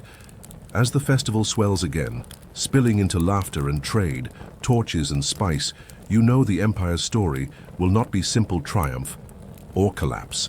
It will be resilience through change, bending and reshaping across centuries. And somewhere beyond the firelit plaza, shadows gather, the kind that test how long resilience can hold. You stand in the plaza as the echo of that conch shell fades, its deep note still humming in your bones. The firelight has burned low, torches now just glowing spears against the mist, and the music has slipped from a pounding storm into a trickle of softer notes. The drums are no longer rattling your ribs. Instead, they murmur like a heart finally easing after a sprint. The night air is cool now, carrying the sharp tang of lake water and the lingering sweetness of crushed blossoms left underfoot. You step aside, sandal brushing petals that glow faintly in the last embers, reminders of gardens afloat, carried here from the chinampas like offerings from the lake itself. A boy with paint smudged across his cheek runs past you, holding a wilted garland high like a victory crown. "For the flowers," he declares proudly, though his friends laugh and say he just stole it off the altar. You smile anyway. Children always rewrite history with better endings. The city breathes around. You slower now. You catch the faint rustle of reeds swaying in water at the canal's edge, the soft crunch of ash under sandals, the sigh of someone lying back on woven mats after too much dancing. Somewhere nearby, a group hums a song that doesn't need drums or conch shells, just voices low and steady like water finding its path. It feels less like a festival now, and more like memory being folded carefully, tucked away before dawn. "Do you think they'll remember this?" you ask the woman beside. You, her hands busy tying leftover flowers into small bundles. She shrugs, eyes kind but tired. Flowers don't last, but the fields do, and so do the stories. Her answer hangs in the cool air, heavier than it seems, because you know, even if the drums go silent, even if the plazas fall empty, the rhythm carved tonight will echo in the floating gardens, in the soil that refuses to sink, in the people who bend but don't break. You take in the sights one last time. Feathers dulled by sweat but still gleaming under starlight, banners torn, at the edges yet catching the faint breeze, fires crackling low like tired laughter, children chasing shadows across stone. The Empire feels both eternal and fragile all at once, like those chinampas, always at risk of drowning, yet somehow holding strong year after year, bloom after bloom. A man passes with a clay jug and offers you a sip. The drink is sweet, spiced, thick with cacao. "Careful," he warns with a crooked smile. "Too much and you'll dream the gods into your sleep." You chuckle, but take the sip anyway. It's bittersweet, like the night itself. Half celebration, half omen. And somewhere beyond the torches, beyond the drums, you sense the weight of history waiting. Cortez, the siege, the breaking of stone and silence of gardens. You know the story doesn't end with laughter in the plaza. But here in this moment, it's enough to stand in the glow of flowers that once floated, now scattered, reminding you that resilience can bloom even on water. Historians still debate how much of these nights was pure joy and how much was ritual, discipline, duty braided into pleasure. But standing here, you feel the two are inseparable. Life and survival in Tenochtitlan were always both. Work and wonder, hardship and festival, crops and blossoms woven tight like the mats under your feet. The air grows cooler still, a whisper that dawn is near. The torches sputter lower, leaving more shadow than flame. You let your eyes rest, lids heavy, listening only to the hush of water lapping against stone, the last notes of song fading into silence. The city doesn't sleep, not really, but it exhales and you exhale with it. And in that quiet, the flowers seem to glow brighter in your memory than they ever could in torchlight, floating, eternal, even as they fade. So, let yourself drift. Now, let the sound of soft water and distant voices cradle you. Let the chinampas carry you gently, the blossoms scattered across your mind's lake. The empire may change, the city may fall, but the echo of floating flowers will always remain. Resilient, soft, eternal end of script. Sweet dreams.